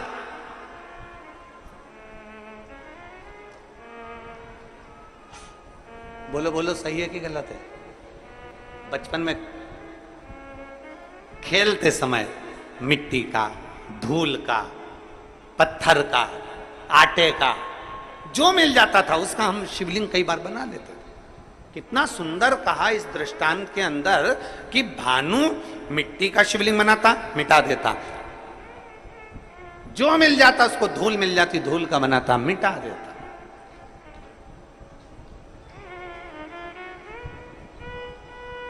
शिव महापुराण की कथा कहती है भूल वश भी, भूल से भी, भूल से। कितना सुंदर कहा। कई बार बादल देखते हैं ना, बादल, कई बार बादल देखते हैं तो बादल में भी शिवलिंग का दर्शन होता है। कई बार वहां शिवलिंग आया नहीं है, वहां शिवलिंग आया नहीं है, पर बादल देख रहे हो और दूसरे भी देख रहे हैं, उनको नहीं दिख रहा है, पर आपको बादल में ऐसा लग रहा है कि ये जलाधारी है, ये शिवलिंग है, ये सामने नंदी है, ये शंकर है, ये पार्वती है। बादल में भी आपको शिवलिंग का दर्शन हो रहा है। कई बार पानी में, कई बार शिवलिंग में, कई बार वृक्ष में, कई बार बेलपत्री की पत्ती में भी शंकर के शिवलिंग का दर्शन हो जाता है। कई बार फूल में शिवलिंग का दर्शन हो जाता है। क्यों, किस लिए, किस भाव से? तो हमारे यहां दृष्टांत सागर कहता है, अगर तुम्हारी नेत्रों से तुम्हें बादल में, जल में, थल में, पाषाण में, मिट्टी में, धूल में भी अगर भूल से भी तुमने शिवलिंग का निर्माण करा है या दर्शन करा है, तो तुम्हें तुम्हारे खाते में एक शिवलिंग के निर्माण का पुण्य तुम्हारे खाते में जुड़ जाता है और उसका फल तुम्हें मृत्यु के पहले प्राप्त जरूर होता है। वो मिलता जरूर है। अब बादल में शिवलिंग बना, बादल में धुएं से, भाप से शिवलिंग का दर्शन हुआ, तो यहां शिवलिंग बना नहीं है, ये आपकी दृष्टि में, आपके मन में शिवलिंग समाया था तो आपने उसको शिवलिंग बनाया। वो देख कैसा लग रहा है, ऐसा लग रहा है ना कि सामने जलाधारी है, ऐसा लग रहा है ना सामने शिवलिंग है, ऐसा लग रहा है ना कि सामने शंकर है। मतलब तुमने अपने दिल से बादल में भी शिवलिंग बनाया है, मतलब एक शिवलिंग बनाने का पुण्य तेरे खाते में जा चुका है। तुमने बेलपत्र में दर्शन करा, देखो ऐसा लग रहा है ना ये जलाधारी है, ये शिव है, ऐसा लग रहा है ना, मतलब तुमने बेलपत्र में भी शिवलिंग बनाया है, एक शिवलिंग का पुण्य तुम्हारे खाते में चला गया। केवल एक मिट्टी का बनाया, पाषाण का बनाया या कोई चीज का बनाया, ये हमारे खाते में पहुंच गया। एक शिवलिंग भले तुमने दिल से, मन से, भाव से बनाया, पर पहुंच गया।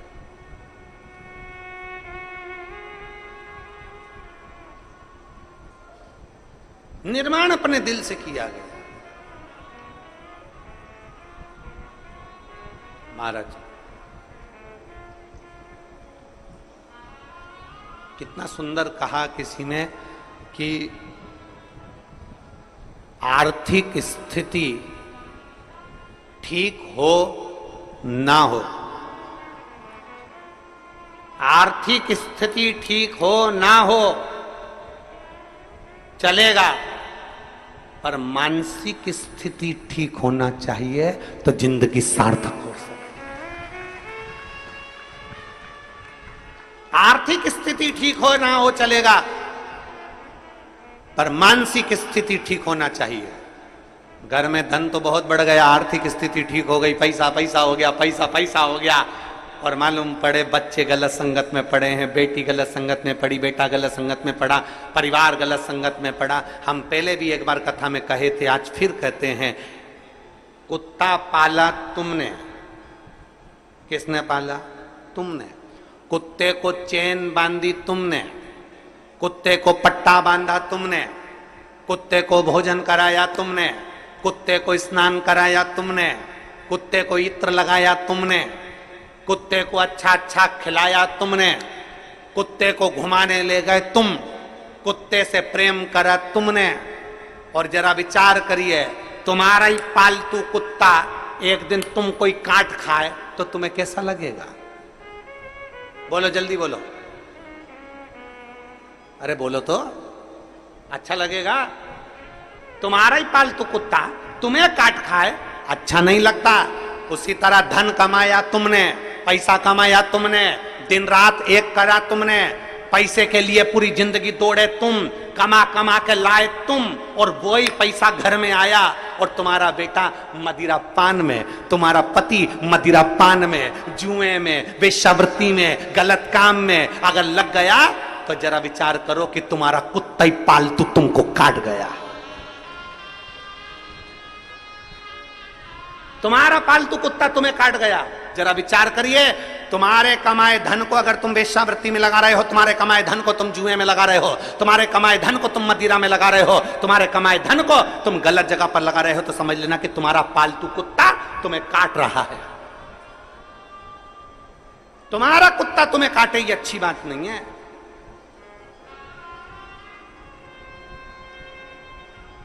अपन ने कमाया, काय के लिए कमाया था? ईश्वर राम की जिंदगी के लिए, सुख के लिए, खुशी के लिए। आर्थिक स्थिति ठीक है कि नहीं हमें उससे मतलब नहीं, पर मानसिक स्थिति ठीक होना चाहिए। घर में धन बहुत है, खूब पैसा है, एक भाई उधर एक भाई इधर, घर में खूब पैसा है, जेठानी एक दूसरे से बात ही नहीं कर रही, देवरानी बोली ही नहीं रही, ननंद आती तो मुंह फूला रहता, नंदोई आते तो आंस लेकर आते कि कहीं मिल जाएगा। आर्थिक स्थिति तो ठीक है पर मानसिक स्थिति ठीक नहीं है। सास दिन भर अपने काम में लगी है, मां अपने मोबाइल में लगी है, बाप कमाने में लगा है, ताऊ चाचा अपने काम में लगे हैं, ताई चाची अपने काम में लगी है, बुआ फूफा अपने काम में लगे हैं, छोटा सा बच्चा दिन भर घर में इधर उधर घूमता फिर रहा है, और घर के लोग आस लगा के बैठे हैं कि बुढ़ापे में हमारी औलाद हमको पानी देगी, बुढ़ापे में हमारी औलाद हमसे प्रेम करेगी, बुढ़ापे में हमारी औलाद हमको चाहेगी। बचपन में तुम अपना मोबाइल नहीं छोड़ रहे, सास अपना काम नहीं छोड़ रही, चाचा चाची अपना काम नहीं छोड़ रहे। जब तुम बच्चे को बचपन में प्रेम नहीं दे पा रहे तो बुढ़ापे में बच्चा तुमको भी प्रेम नहीं दे सकता, ये निश्चित है।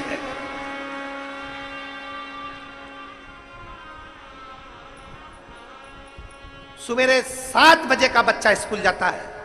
कितनी बजे स्कूल जाता है? बोलो बोलो, तुम बोलो। 6 बजे, 7 बजे बच्चा स्कूल जाता है, 8 बजे स्कूल जाता है। कितनी बजे आता है? बोलो बोलो, जम के बोलो। हैं? 1-2 बजे आता है।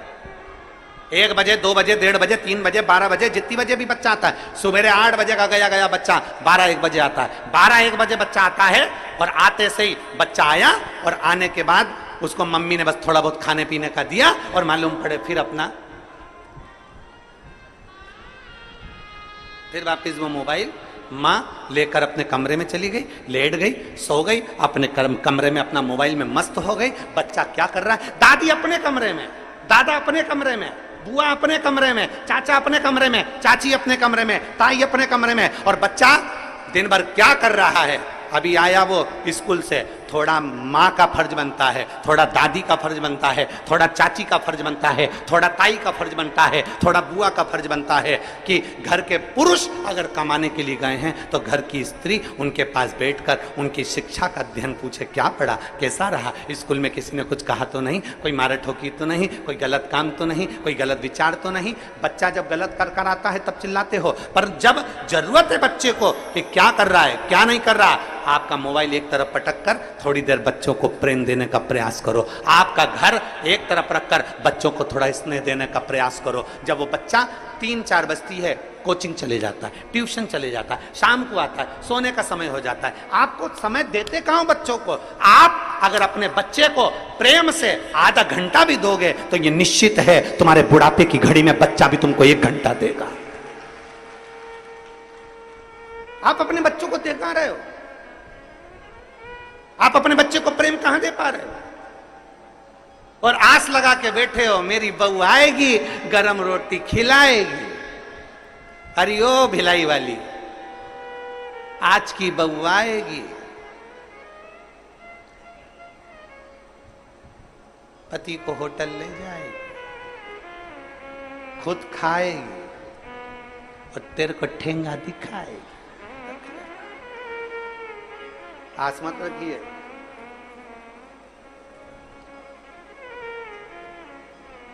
आर्थिक स्थिति ठीक ना हो चलेगा, पर मानसिक स्थिति ठीक रखिए। धन नहीं है ना तो भी संतुष्ट रहो, और धन है तो भी संतुष्ट रहो। धन है तो भी खुश, नहीं है तो भी खुश। हम जिस दिन से पहले दिन से यहां आए हैं भिलाई में कथा करने के लिए, दया सिंह जी जिस समय हमको एयरपोर्ट लेने के लिए गए, एयरपोर्ट से जब हमको लेके आ रहे थे उस समय से लेकर आज तक इनके मुख पे एक ही चीज रटी हुई है, गुरु जी हर साल कथा करने आओ। हम हर साल व्यवस्था करें।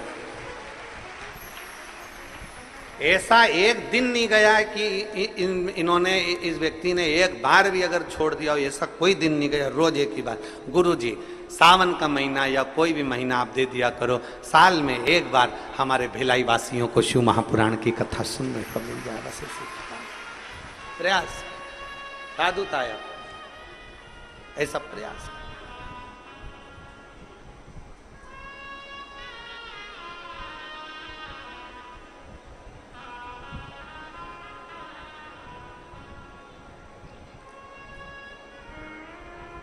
एक आस तुम्हारी है, विश्वास तुम्हारा है, भोले बाबा सुन भी लो ये मेरी कहानी, बड़ी दूर किनारा है, कश्ती भी पुरानी है, बड़ी दूर किनारा है, कश्ती भी पुरानी है, भोले बाबा सुन भी लो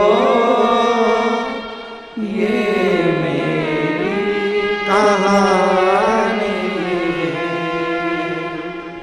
मैंने तुमको पुकारा है, मैंने तुमको पुकारा है, भोले बाबा सुन भी लो ये मेरी कहानी है, बड़ी दूर किनारा है, कश्ती भी पुरानी है, मेरे बाबा सुन भी लो ये मेरी कहानी। आर्थिक स्थिति कैसी भी हो पर मानसिक स्थिति कमजोर नहीं करना। मानसिक स्थिति कमजोर, समझ में आ रहा है मेरी चीजें? बेटियों बेटाओं, मेरे जीजाओं, मेरी माताओं, मेरे भाई, घर में थोड़ा धन की कमी होना चलेगा, पर मन की कमी नहीं होना चाहिए, मानसिक स्थिति कमजोर नहीं होना चाहिए। साईं इतना दीजिए जामे कुटुंब, मैं भी भूखा न रहूं, द्वार पर जो आए वो भूखा। क्या मांगा हमने भगवान से? इतनी कृपा करना कि दरवाजे पर कोई आए तो भूखा ना जाए।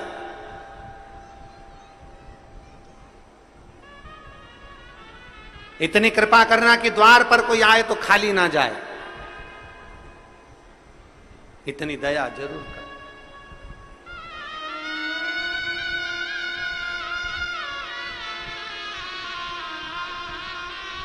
हमारे बीच में श्री तोषेंद्र साई जी, माननीय मुख्यमंत्री जी के सुपुत्र भी यहाँ आए हैं। मैं आमंत्रित करता हूँ आकर व्यासपीठ का पूजन करें।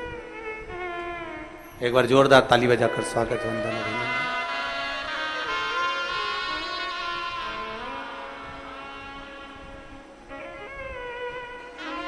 एक अपने भीतर एक बलता,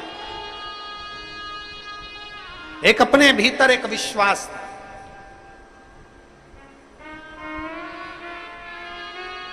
एक अपने भीतर एक भरोसा, एक दृढ़ता होना चाहिए।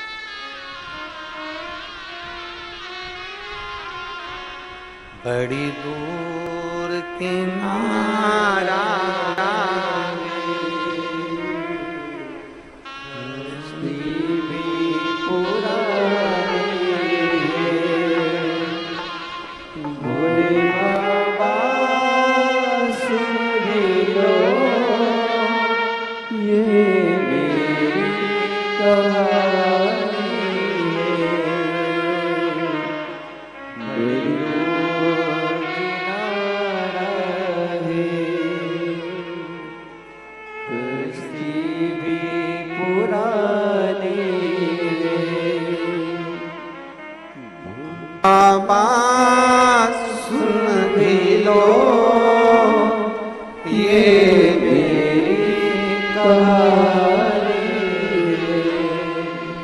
शंभू बाबा सुन भी लो ये मेरी कहानी। एक विश्वास अपने भीतर, एक प्रबलता अपने भीतर। आर्थिक स्थिति कैसी भी हो, पर मानसिक स्थिति ठीक होना।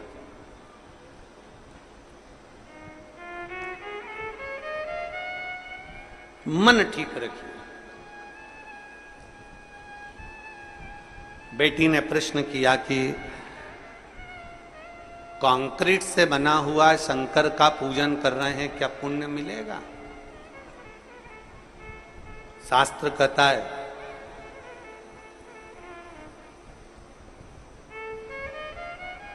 भानु शिवलिंग बनाता है, बिगाड़ता है, बनाता है, बिगाड़ता है, छोटी सी अवस्था है। खेलने में वो शंकर के शिवलिंग का निर्माण करता है, खेल में।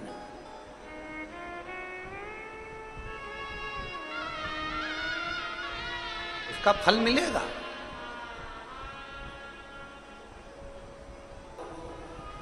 ऑनलाइन पूरी दुनिया के लोग शाम को 7 बजे शिवलिंग का निर्माण करेंगे। पूरी दुनिया के लोग, पूरा विश्व, देश में क्या विदेश में भी लोग भगवान शंकर के शिवलिंग का निर्माण करेंगे। आस्था चैनल पर ऑनलाइन भगवान शंकर का पूजन होगा। पूरा विश्व तैयारी में जुट गया। एक साथ करोड़ों शिवलिंग बनेंगे, करोड़ों शिवलिंग। अब जरा विचार करिए, कहीं कहीं अनुष्ठान होता है 1 लाख शिवलिंग का निर्माण करेंगे, कहीं अनुष्ठान होता है 2 लाख शिवलिंग का निर्माण करेंगे, कहीं अनुष्ठान होता है पार्थिव शिवलिंग का इतना निर्माण करेंगे। पर ये सावन के महीने में जब एक साथ पिछले वर्ष 66 करोड़ लोगों ने शिवलिंग बनाया था, तो अब की बार तो विश्वास कहता है कि कम से कम 80 से 90 करोड़ लोग शिवलिंग का निर्माण करेंगे।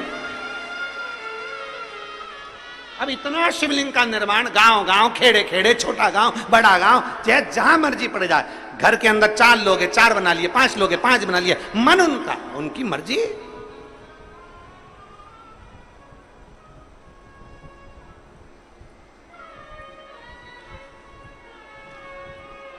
इतना शिवलिंग बनेगा और इतना शिवलिंग का निर्माण होगा।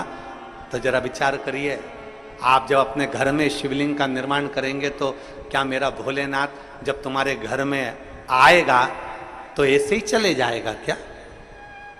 घर में अगर मेहमान आते हैं तो घर के बच्चों को कुछ देकर जाते हैं। तो मेरा शंकर अगर साल में एक बार सावन की शिवरात्रि को तुम्हारे घर में आता है तो कुछ ना कुछ देकर जरूर जाता है, खाली नहीं छोड़ सकता। ऐसे ही नहीं जाएगा, खाली नहीं जाएगा, कुछ कुछ देकर जाए। अब वो तुमने बनाया, भानु ने बनाया शिवलिंग, मिटा दिया मिट्टी का, धूल का, जो शिवलिंग बनाया वो मिटा दिया, जो शिवलिंग बनाया वो मिटा दिया, पुण्य इकट्ठा हो गया उसका। उसका जो पुण्य बड़ा प्रबल होता है, शिवलिंग का पुण्य। हमने कई बार व्यासपीठ से कहा, बन सके तुम कर सकते हो तो महीने में, हफ्ते में, 15 दिन में, 20 दिन में, 1 महीने में, 2 महीने में, 3 महीने में, 4 महीने में, 6 महीने में, 8 महीने में, साल भर में अपने घर में जो कुंड है, पेड़ पौधे हैं या कोई गमला है, उस गमले की मिट्टी को ऊंचा उठा लिया करो, शिवलिंग बना लिया करो, उसी की पूजन करके मैं विसर्जन कर दिया। उसका पुण्य कितना है, उसका फल कितना है? भानु जैसे भगवान शंकर का भजन करता करता करता करता शिव को प्राप्त हो गया, भगवान शिव को प्राप्त कर ही लिया उसने। पार्वती जी ने भगवान शिव की आराधना करते करते करते करते करते करते शिव को प्राप्त कर ही लिया। तारकासुर असुर है, पर उसने जो वर मांगा था वो मांगा था कि भगवान शंकर के पुत्र द्वारा मेरे प्राण छूटे।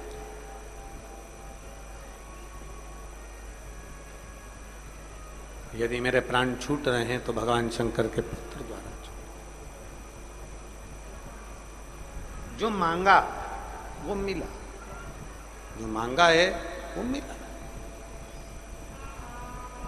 तारकासुर ने मांगा था कि मैं शंकर जी के पुत्र के द्वारा मरूं, वही हुआ। षडानंद कार्तिकेय जी का प्रागट्य होता है और मां पार्वती जी ने कह दिया तारकासुर का संहार तुम्हें करना है। जिस तारकासुर के हृदय में, दिल में शिव बसे हुए हैं,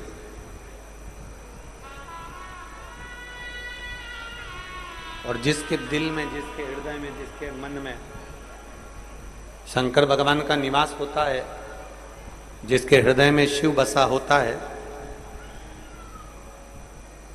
जिसके दिल में भगवान शंकर का निवास है, जिसके हृदय में शिव का निवास है, उसको यदि कोई कष्ट भी पहुंचाता है तो उसको खुद को ही भोगना पड़ता है।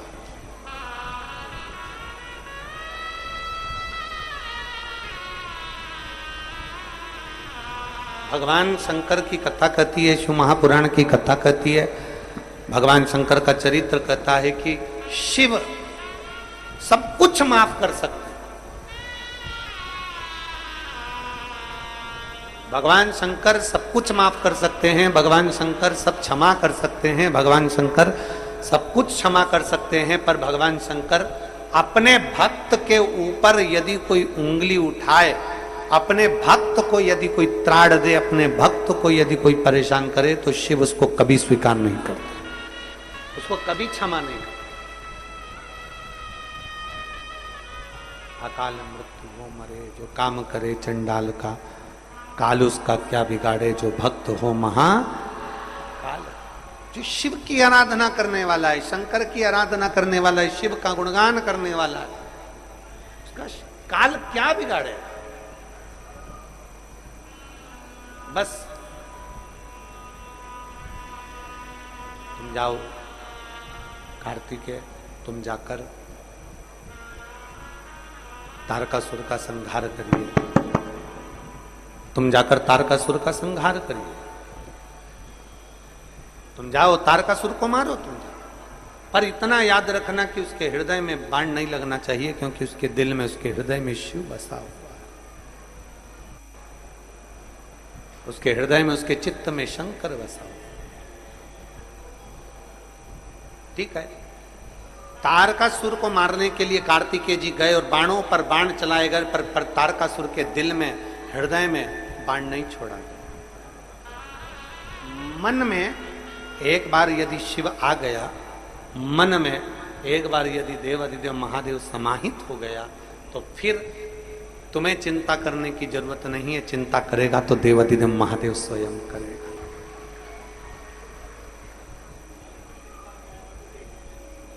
और बाबा तेरे ही भरोसे,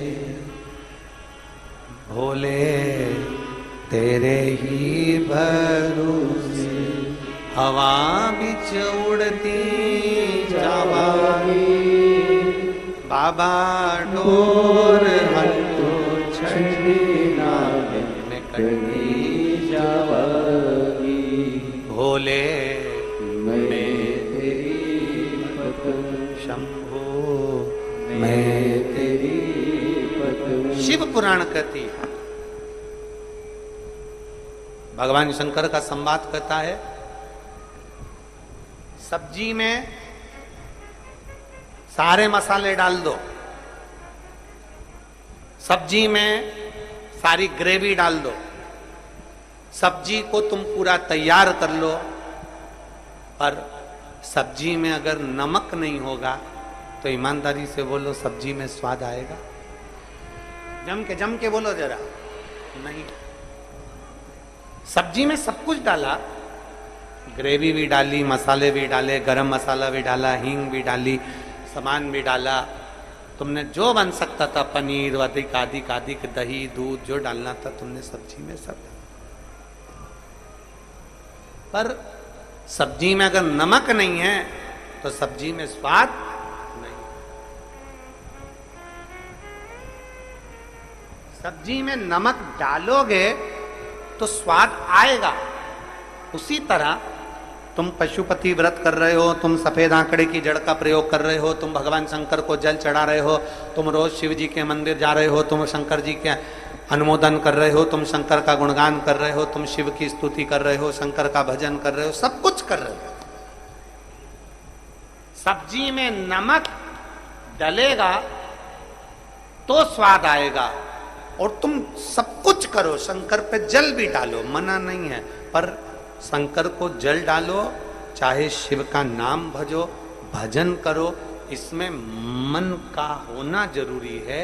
सब्जी में नमक होगा तो स्वाद आएगा, और भजन में जल डालने में मन होगा तो महादेव भी जरूर आएगा। निश्चित महादेव ऐसे नहीं आता जब तक कि आपके मन नहीं होता। हृदय होगा तो महादेव आएगा।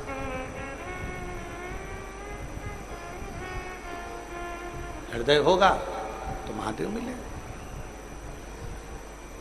मन तो लगाओ।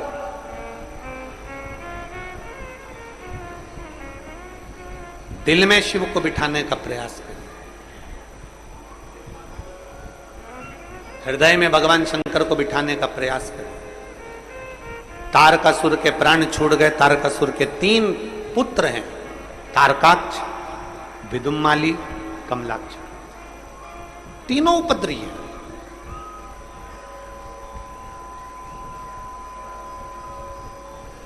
तीनों ने विचार कर लिया कि यदि हम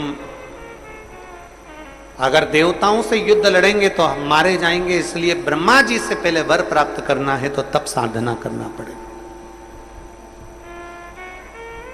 आप जितनी तप साधना करेंगे, हम फिर निवेदन करेंगे, जितना जितना शंकर जी के मंदिर में जाकर 1 लोटा जल चढ़ाएंगे, शिव को उतना उतना अपने करीब में पाते चले जाएंगे, शंकर को उतना नजदीक आप लाते चले जाएंगे। एक पत्र है।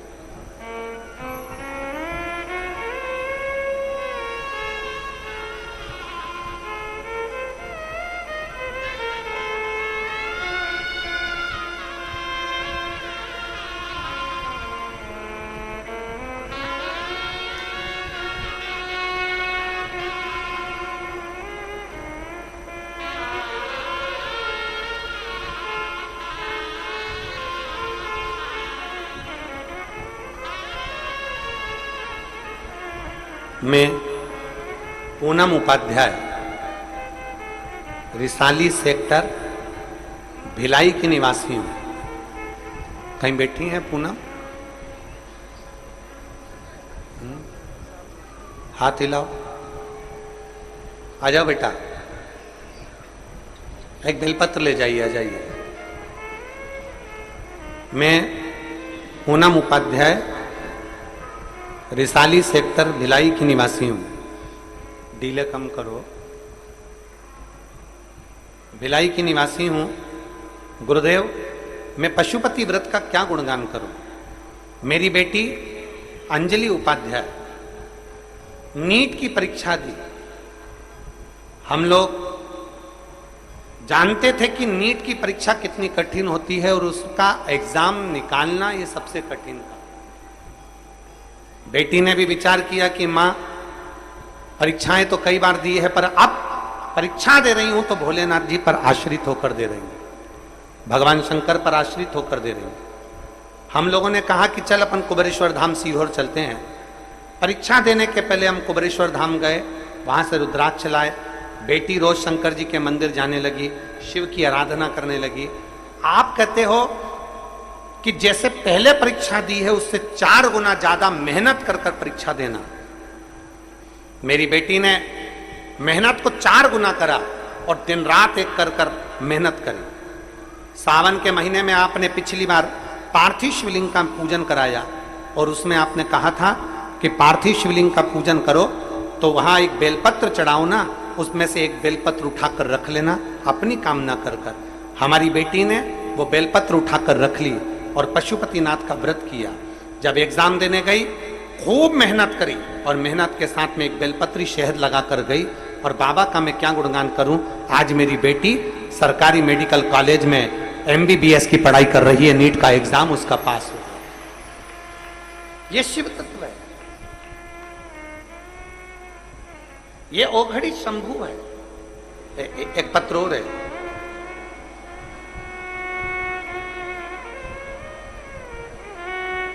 सरिता डागा। सरिता डागा राजनंद गांव से आई हैं। कहीं बैठी हो सरिता डागा? श्री शिवाय नमस्ते। बेटी बहू आई है क्या? नहीं आई है। आप आ जाओ, बेलपत्र ले जाना। मैं सरिता डागा राजनंद गांव से आई हूं। मैं व्यासपीठ की कथा का क्या वर्णन करूं। आप जो संपूर्ण बेटा बेटी के दिल में जो विश्वास पैदा करते हो ना, उससे बेटा बेटी आगे बढ़ते हैं। गुरुदेव, मेरी बेटी और मेरी बहू दोनों ने CA की पढ़ाई करी, पर वो उत्तीर्ण नहीं हो पा रहे थे, पास नहीं हो पा रहे थे। फिर आपकी कथा सुनना प्रारंभ करा और बेटी और बहू ने विचार कर लिया कि अब हमको शिव मंदिर जाना। मेरी बेटी बहू ने शंकर जी के मंदिर जाना चालू करा। मेहनत को 4 गुना बढ़ा दिया।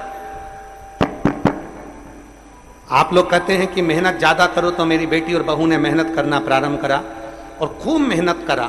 और मेहनत करते करते आखिरी में भगवान शंकर के मंदिर में बेलपत्र और शहद लगाकर शिव को चढ़ाकर जो बार बार फेल हो रहे थे उससे फिर एग्जाम देना प्रारंभ करा। खूब मेहनत करी और बाबा की कृपा से मेरी बेटी और मेरी बहू दोनों मई के महीने में CA बन गई। मैं बाबा को धन्यवाद देने के लिए